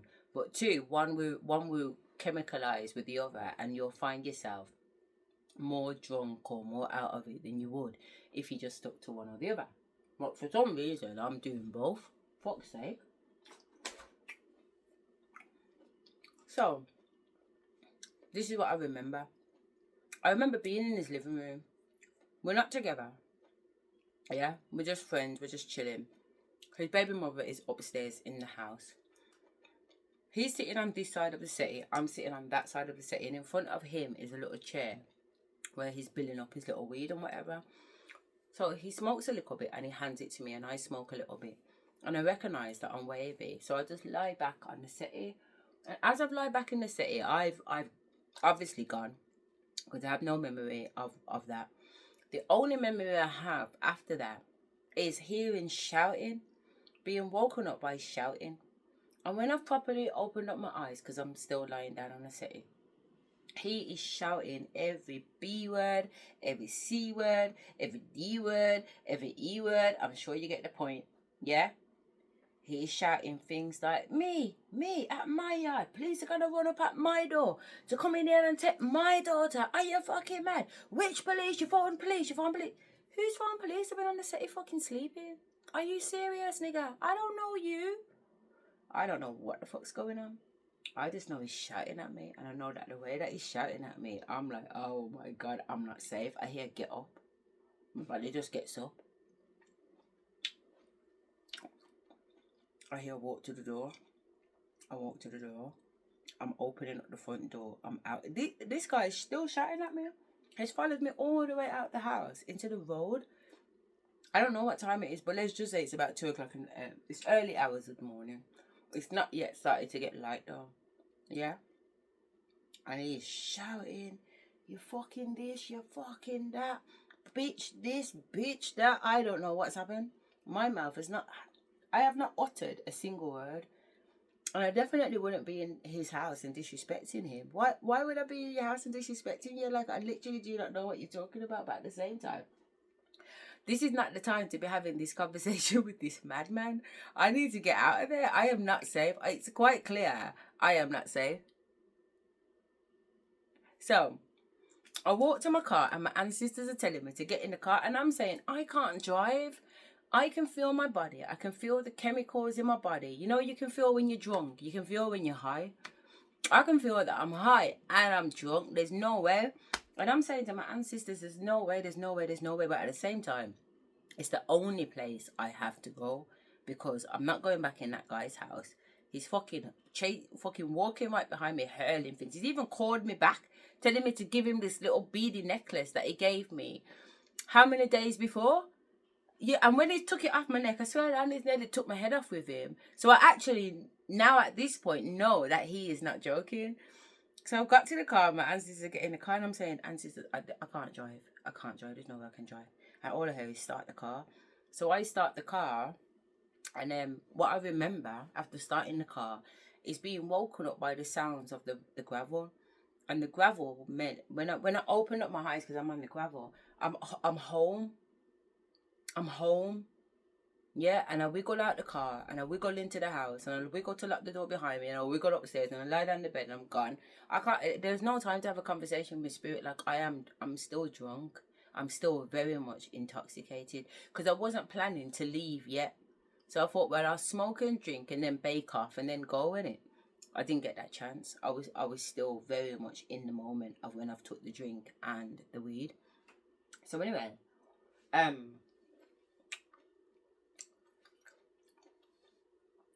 the point about the first one is that somehow, some way, not only did I get home, I got home safely. Because I'm telling you now, it wouldn't have surprised me if I'd opened up my eyes and I'd been at a tree, in a tree or a bottom of a ditch, because I'd already said I cannot drive. I'm over my limit. Whatever my limit is, I'm over my limit. I can't drive. I knew that I could not drive. So how I got home, I have no idea. It's a complete mystery to me. But at the same time, in my day-to-day life, there are certain times when I'm driving in my car and I'm on autopilot. Probably everybody in the world that drives has been on autopilot at one point or the other, where they just ended up at where it is that they're going and they can't remember how they fucking got there because they're on autopilot. So it is normal for me, if you like, before that point and after that point, to drive somewhere and get there and not have an awareness of how I got there. That is normal for me too. All right, so me not remembering how I got home on a drunkard night is no different from remembering how I got from work to home in the middle of the afternoon when I'm leaving work. So that's point number one in terms of the disassociation with memory of how I've ended up somewhere, which is what she's describing happens to a lot of old people when they go through dementia. Now, as I'm talking to you, in my head, I'm trying to remember what the second example was that I wanted to give you. So give me a second. Let me just have a think. Oh, okay. So the second example that I want to give you is when I was in Ghana. And I was in Ghana, the first time I went to Ghana, which was February, March 2025. I've gone with this spiritual group because I've gone over there to take ayahuasca and connect with my ancestors. But I've ended up with this group, and I'm telling you, they're all fucking demonic and all weird people. And don't get me wrong, I've got the videos which I have shown about the Obia man and the divination. But just for the purpose of this video, I will put it up.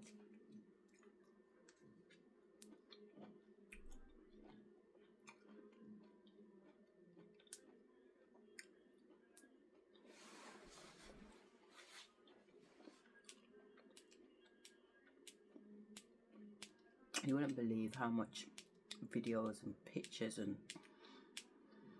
Anyway, August 2000 2003. August 2003, that's way far. Yeah, that's too far. Let me go back up. We're talking 2024.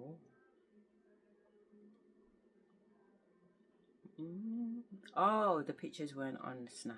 Sorry. The pictures weren't in Snap. The pictures on WhatsApp. Oh no, there is some on Snap. Tell a lie. So this is called Nana. Yeah, he's the voodoo priest that is part of our training program. Okay. So this is Nana, and this is the circle of people that I'm with when I went to Africa to do ayahuasca to connect with my ancestors. Okay.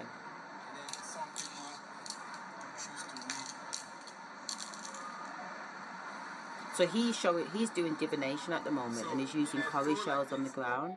He's also connecting with spirits, and spirits are moving things around us. So he's putting 3 feathers to lie down on the ground. He puts a big bowl of calabash over it, and then he knocks on it 3 times. So when he takes the calabash bowl up, the feathers are standing up, and they're pointing at one of us. Or they're pointing at several of us, you know. So he had a few tricks in his bag, let's put it that way.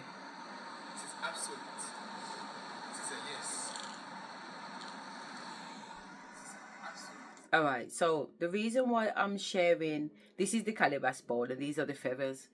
These are the feathers that was on the floor. Yeah, that's the bowl, the lid next to it that he was doing. So he'd lie them down flat, and then by the time he said some African words and knocked on the calabash bowl 3 times, that's it, blood. They're standing over their face, you know. I'm not gonna lie, the first time he did it was a little bit freaky. But you know what the fuck, innit? I've definitely seen scarier things since then.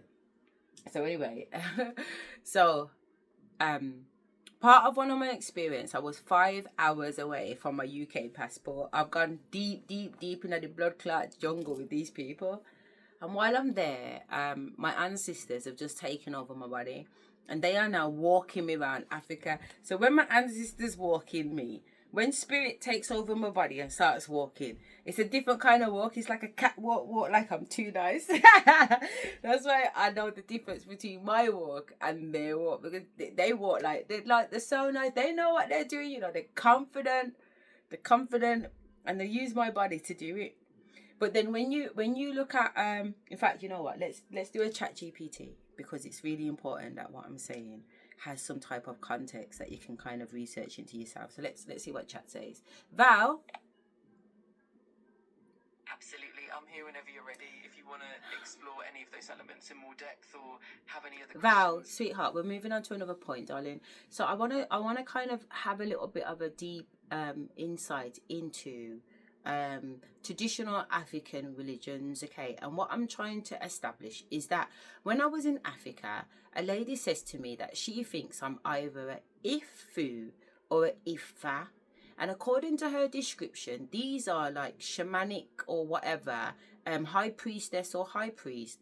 One has the ability to communicate and act as a channel and remember, and the other one communicates and channels with spirit and doesn't remember.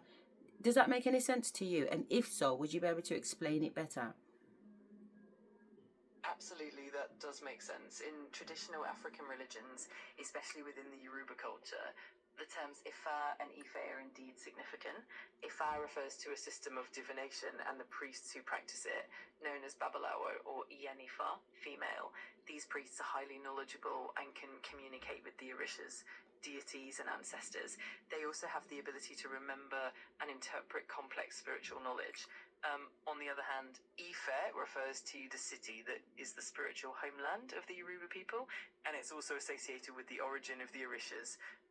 In some contexts, the person who channels spirit and doesn't necessarily remember the messages might be seen as more of a medium, acting as a vessel for the divine or ancestral messages without retaining the knowledge consciously. It's a fascinating and rich area of spiritual practice, and it definitely makes sense that those distinctions would come up. Thank you. You're very welcome. If you have any more questions or want to dive deeper... I feel like it's very important for me to add that type of content to this discussion, because as much as we are looking at it through the lens of the 3D PhD me, I also know that I need to make sure that we're referencing these experiences to the shamanic practice, because I'm not making this stuff up. This is real, and this is what this woman's telling me in Africa based on what she's seen. These people in Africa can see that I am not moving my body, because as soon as my body moves in a particular way, they start moving back from me. Oh shit. They start moving away from me. You know what I mean? Indicating that they can see that something is going on there. You know what I mean? So because I've seen that, I've spent 4 weeks in Africa, and I've seen so much. A month in Africa, like I said, I spent a month in the hospital. There's a lot that you can learn and see in a month. So yeah, I display those abilities to not only channel spirit, but to be moved physically by spirit. Yeah, like almost like a doll, a puppy. But I also have free will. Most of the time I'm conscious, although there are times when I'm not conscious, because since doing this video, and some of the videos have been recording me while I've been sleeping, I've seen my body whining and moving in the middle of my sleep. I didn't even know that I was doing shamanic shit when I was sleeping. I mean, don't get me wrong, I have a lot of psychic attacks. Entities would come in my room and they would try and mess around with me, or try and rob life force energy or whatever, and I'm constantly fighting and whatever. So I expected to see that kind of thing, but I did not expect to see the shamanic dancing and my waist going round, and that was so intriguing to me, because things are happening. It's an involuntary movement. My body moves involuntary, raw, not scarily though, but very much involuntary. So when she's saying that people can end up in places and not know how they got there, I can relate to that. But a lot of what I'm doing, I say it's conscious, but like I said, I did witness myself on the video moving in my sleep, so therefore they're able to access me even when I'm not conscious, which is quite alarming when I think about it. And I think that's why they push me to smoke and drink. They push me to smoke and drink because when I'm smoking and drinking, I'm intoxicated. And when I'm intoxicated, they have more free will with me. That's what I know. The spirit side are very clever, but that's why you have to make sure that you are steadfast and grounded, and it's not something that you don't want entering your body. I know that I'm spiritually protected. I know that I've entered contracts with my spiritual team that I've been checking to make sure that they are who they say they are for years before I've kind of given, I'm going to say, non-verbal consent. Because at no point have I turned around and said, yeah, it's okay to do this. At no point have I said, yeah, it's okay to use me. It's just an unspoken consent with my ancestors and the entities around me. So we're going to go back into the video, okay? Well, speaking of rare ones, I know this next one is pretty rare. Dissociative identity disorder. And in fact, on YouTube, I see so many people. Now, look, I don't know if it's real or not, but I can't imagine that something this rare has so many people on camera sharing it. It makes me a little,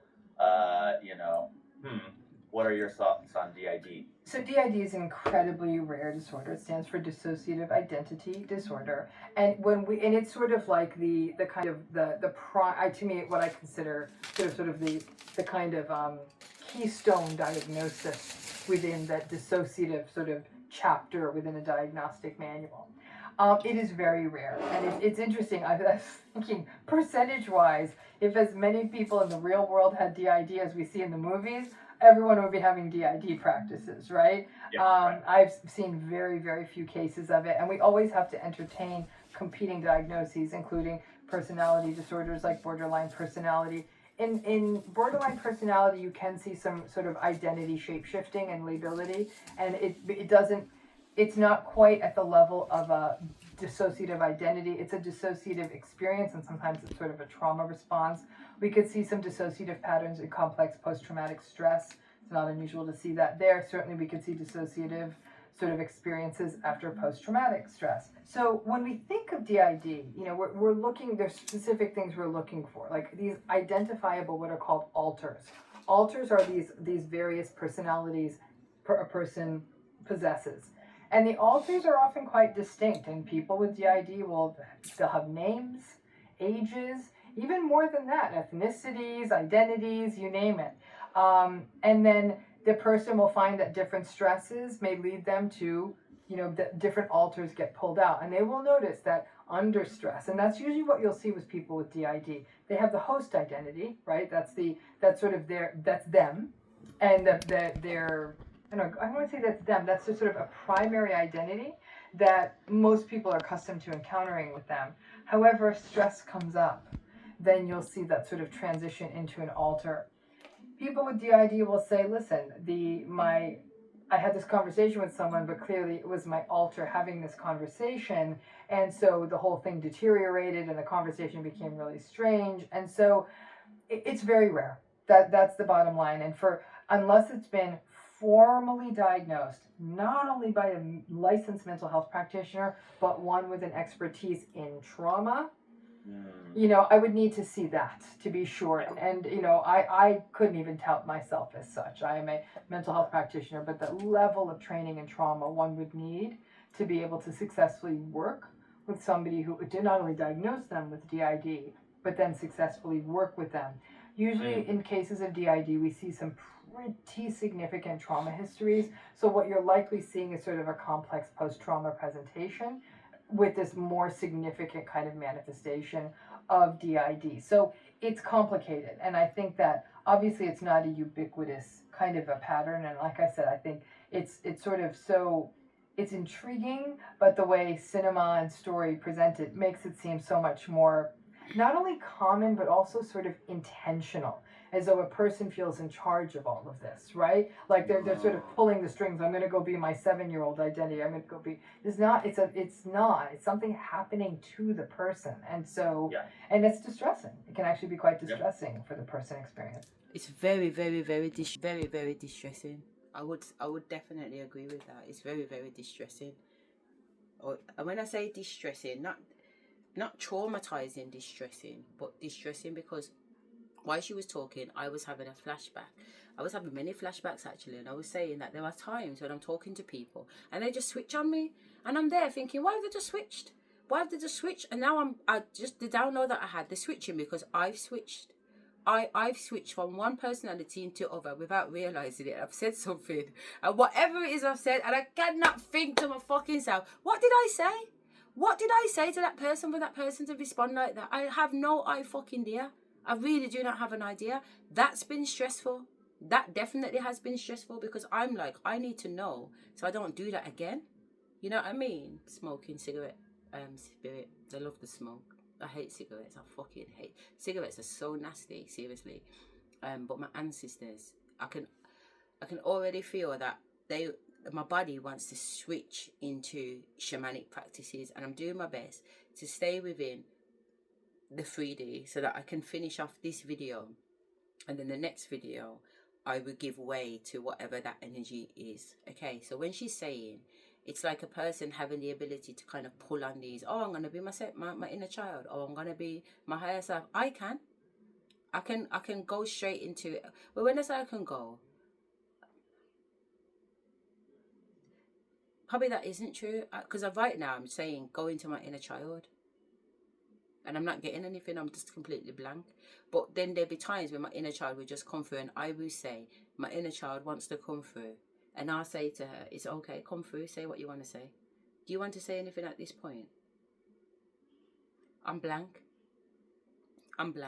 So I don't think I'm given the choice. I don't think I'm choosing to step into one or the other types of personality. They just come through when they want to. And usually it's because I've heard the tone. I will say, oh, that's Sasha, because I'm usually swearing or something. The fact that I'm using profanities, I know that I'm swearing. If I'm talking soft and I'm talking calm like this, then I know that I'm in my divine feminine, because that's her personality trait. Yeah, if I'm talking like how I was talking and how I'm talking now, that's Asherah. I'm in my PhD vibe, and I'm being able to articulate myself in a way that demonstrates that I'm thinking clearly. Yeah, and this is the energy that I want to stay in to complete this video. But definitely, I think it's worth reaching out to this woman and perhaps having somebody assess me. So even though I've had quite a few mental health assessments, I haven't had assessments with people that are qualified in DID or qualified in trauma. Okay, because what they find is that this my situation is not trauma led. But like I said, this is the process in the UK. If I'm in Africa, what I'm saying is completely acceptable. Nobody's questioning me. Nobody's asking me for a qualification or nothing. Yeah, they just want to know what's the information that I'm channeling.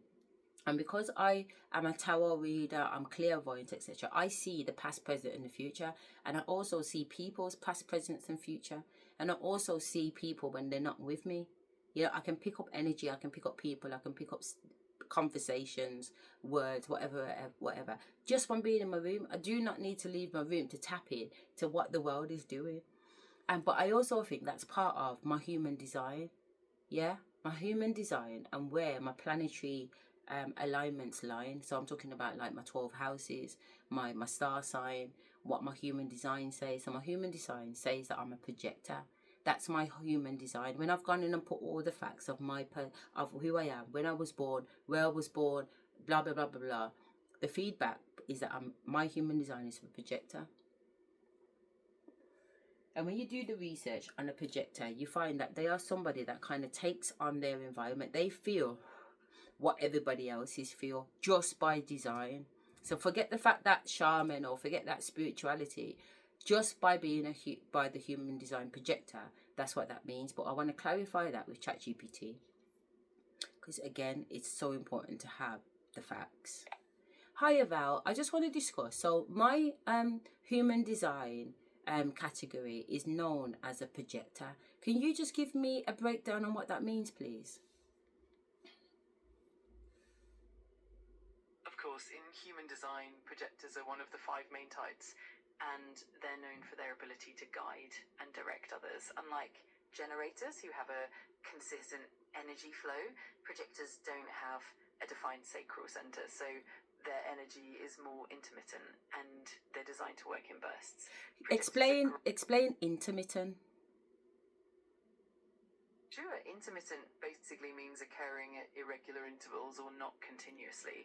So for projectors, their energy doesn't flow steadily all the time. Instead, they have periods of high energy followed by times of rest. It's all about using their energy efficiently and not overexerting themselves.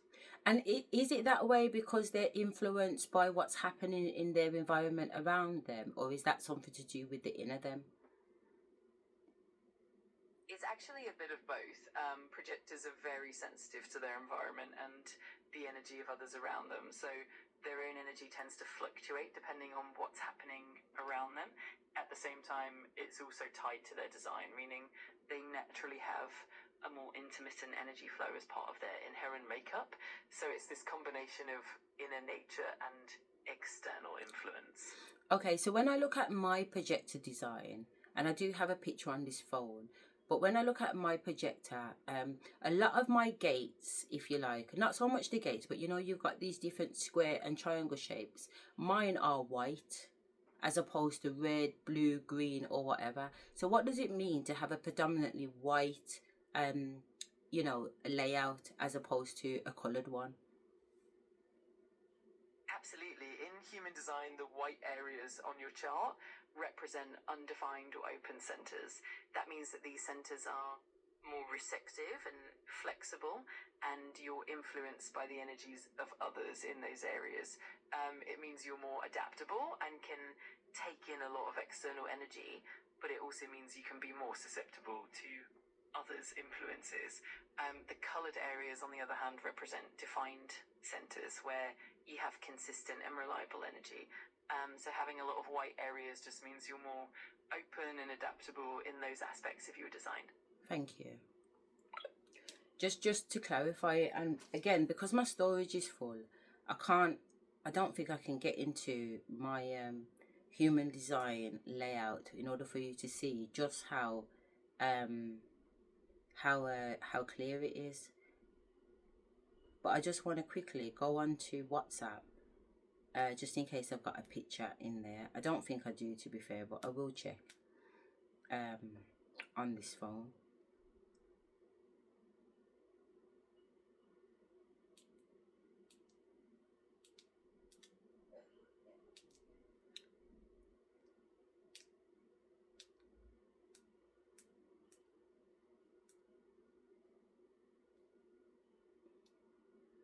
No, I don't have a picture of it, but I do have a picture of it. Let me see if I've got it on email. What email would it be in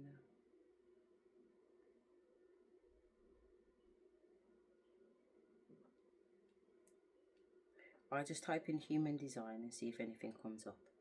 Oh, right there, I've put it in my inbox rather than my sent box. So let me just see what it says in the inbox.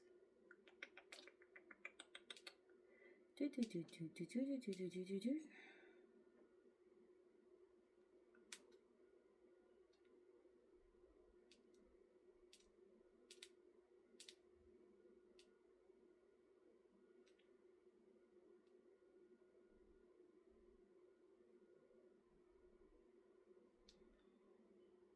I can't see it there.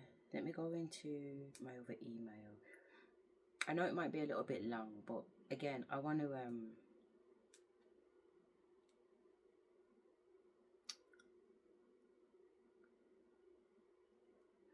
try and bring up as much information as I possibly can, because it's very important that. Oh, okay, human design chart. I got it. How lovely is that? I've got the thingy, but have I got the picture? This is the company that you can go on to get your human design, okay?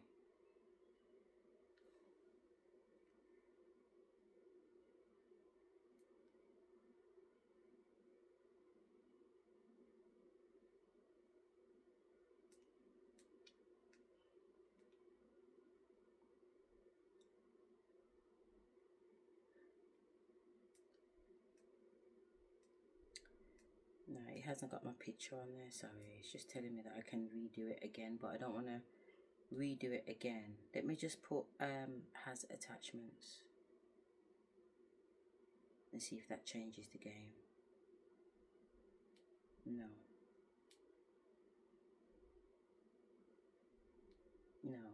Okay, don't worry. When I get into this when I get access to the pictures and that in there, I will kind of share it in another video. But what she's saying is that yes, if your human design has a lot of white boxes, it just means that you're more receptible to outside influences, and that's what I understand it to be.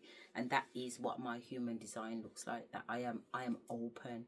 I am open to all energy. So I've had to work really, really hard to be able to block out the other energies and be able to sit with my own energies, which is why I prefer to sit in my bedroom alone. Because when I'm alone in my bedroom, it's just my energy and spirit, but it's really just my energy that I have to deal with. Whereas going to the supermarket, I'm connecting into everybody. I can feel everybody. I can get information from the cashier, the people, whatever. It's like I'm plugged in, I'm online, and everybody's data is coming towards me. Yeah, but because I've been this way for so many years, I can block out and I can distinguish and whatever. But realistically, I'm still being affected by it. All right, but let's crack on because we've only got a few more minutes of this. Very interesting topic. This final one is depersonalization disorder. So in depersonalization disorder, a person feels as though they're watching their life from the outside, right? So the best example I can say is they're literally sort of feel like they're floating out there watching what's happening to them. They feel as though they're on some sort of like robotic-y, autopilot-y way of going through the world. They feel as though they might be watching life slowed down with kind of almost like a gauze or a filter over their face. Depersonalization it's an interesting manifestation because we're going to see it in trauma survivors, as though, especially where I've heard it and I've witnessed it, is people saying they felt depersonalized when they've had sex. So they have a history of sexual abuse survivorship, either from childhood or adulthood, or non-consensual sex, physically, sexually assaulted, whatever it may be. And they've had these traumatic sexual experiences. Then when they do enter even into a consensual adult sexual relationship, they find themselves depersonalized, like almost leaving their body at those times, making sex a really fraught space for them. So that's where I've heard clients talk about depersonalization. But Kyle, some people actually use drugs to feel depersonalized. Okay, depersonalization on an intimate level. So for majority of my life, full disclosure, because that's what the fuck this is, okay? But for the majority of my life, when having sexual intercourse, as soon as I start to feel aroused to the point where I'm going to orgasm, I astral project out my body. The astral project out my body, and then by the time I come into my body, there's no sexy feeling or nothing like that. We're having to start all over again. We're having to start. It's so fucking frustrating. I can't even lie. It's been fucking. I mean, don't get me wrong. I've been sitting with myself for 3 years now, and just kind of trying to trade. I know what's going on now, so I'm ahead of it. I'm ahead of it. But I haven't actually had physical sex with anybody to know if I have actually mastered it. I just believe I've mastered it. Okay, so. And I believe I've mastered it because as I'm orgasming with myself, and usually I would just astral project out my body. No, I'm engaging. I'm very conscious of what's going on, and I'm able to orgasm or climax. Okay, not for fun. I do it a lot to kind of keep the energy in my body. So if I orgasm, I don't orgasm and go and just let it out into the universe. I'll orgasm and I will hold that energy within me, or I will circle that energy back in me. And because I know it's coming from a surge from a base chakra, I will let it just run all the way up my body into my head and then back around again. Or I will disperse that sexual energy on my ancestors and that are around me. Or I would disperse that sexual energy on the universe and raise the vibration of the planet just from my sexual energy. So I'm very conscious of what I do with my sexual energy because it's very creative energy. As humans, we abuse it. It's about getting that good feeling. It's about getting that good time. It's about the pleasure. It's about the orgasm. But for me, sex, we can't call it sex because it's sex with yourself, it's still sex. But whatever it is, you know what I'm saying? That's what I have learned to do with it. But prior to that, and the last time I had physical intercourse was back in 2023. So prior to that, so it's almost been 3 years. It's not quite. But back in 2023, like the last time I was having intercourse, that shit was still happening. I was still astral projecting out my body without a fucking notice. And the person that I'm having sex with, they notice that because the people that I've been having sex with after my husband are all spiritual. You know, there's something about them that is connected. But also, it doesn't take a genius to know that 1 minute my girl's on it and then the next minute she's not off it. So I always get asked the question, what happened? But at the time, I've never had an answer. I've never had an answer because I don't know what happened. I just know that I'm not there. You get what I'm trying to say? Which often means that I've got partners that are orgasming probably about 6-7 times and I haven't even orgasmed once because every time you know what I'm saying? And they're not lazy partners, don't get me wrong, but it's just that's what happens because I tend to jump out of my body. But I'm not traumatized. I don't come from a history of sexual assault or anything like that. I've never been molested. I've never been raped or anything. When I say I've never been raped, I've experienced rape during my marriage. I experienced marital rape, but I experienced rape in my marriage while I was sleeping. So I didn't know that I had actually been raped until I woke up. Does that make sense? So because I wasn't a part of it, I can't say that it was mentally traumatic for me. Finding out in the morning was mentally traumatic or stressful, but the actual act itself was not because I wasn't even aware that it was happening at the time. So if you're not aware of something happening, it's very unlikely that it's going to stress you out. It's the after effect that has been stressful.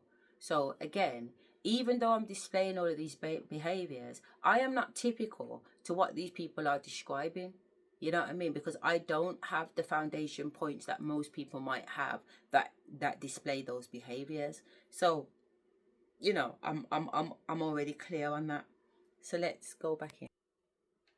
It's like they'll actually use drugs so they can sort of feel like they're kind of in this out and othered experience watching themselves. So there's people who find this to be kind of exploratory. But when we're talking about it from a mental health perspective, once again, it's going to load onto trauma, and a person's going to feel as though they're watching themselves. And linked to that issue of panic you brought up, you know, that during a panic attack, some people may feel quite depersonalized. And I think in a person with more severe panic disorder, we may see the sort of depersonalization experience. So the depersonalization disorder are periods of feeling dissociated, not a chronic state of feeling that way. No. And do they have to occur at any frequency in order to get the disorder diagnosis? I think that what we look for is significant episodes of it that are sort of really substantiated, that the person's able to describe, that it sort of links to something historic, though you don't have to have the trauma origin to have these diagnoses. Oh, I mean, it's okay. just simply you're diagnosing it episodically. I have to tell you off the top of my head, I don't know the period of time or the number of episodes that would be required to meet this diagnosis, though. Okay. Well, we have a fabulous trauma library that Med Circle members can access. We'll link to that somewhere around this video. Dr. Rami, thank you for your time today. Thank you. It was really Thank great you very stuff much. in It this really video, has. As always, I appreciate it. I appreciate Thank you, my it too. pleasure. Thank you. And thank you for Let's watching. give a like. Most Right there, right importantly, there. Remember, whatever you're going through, you got it. Right there. We got to give you a like because we got to give you your flowers. Okay. It's very important that we know that this is called 4 types of disassociation. And it's done by this gentleman here. And his podcast is called Med Circle. It's had 1 million views. And this video was uploaded 3 years ago. Alright. That's really where I want to leave the video. That's my shamanic drum that you can see in the background. I also have an African rattle. Because this helps embark certain energies and entities. As well as it helps with alchemizing energy that I don't want. And then this is my shamanic drum that I birthed in October because I mentioned that I'm on a shaman course. And again, when I speak to my shaman tutor, it's completely, what I'm describing about the personalities and whatever is completely normal. Completely normal. But we do need to be able to assess this properly. So we do need the professional minds and the professional thinkers as well as the non-professional, if you like, thinkers. So I just want to say thank you very much for staying on this video if you've been able to stay to the end. The next video I do, I'm gonna move into my shamanic energy because honestly I'm being pulled from pillar to post at the moment, so I do want to be able to honor that energy. And I think what I'm gonna do is perhaps play something related to shamanism, and then I'll kind of like put my 2 pence in terms of where I am with that. Okay, so thank you very much. Just to kind of timestamp the end of the video, it's still the 14th of November, but it's now 16:57. All right, thank you.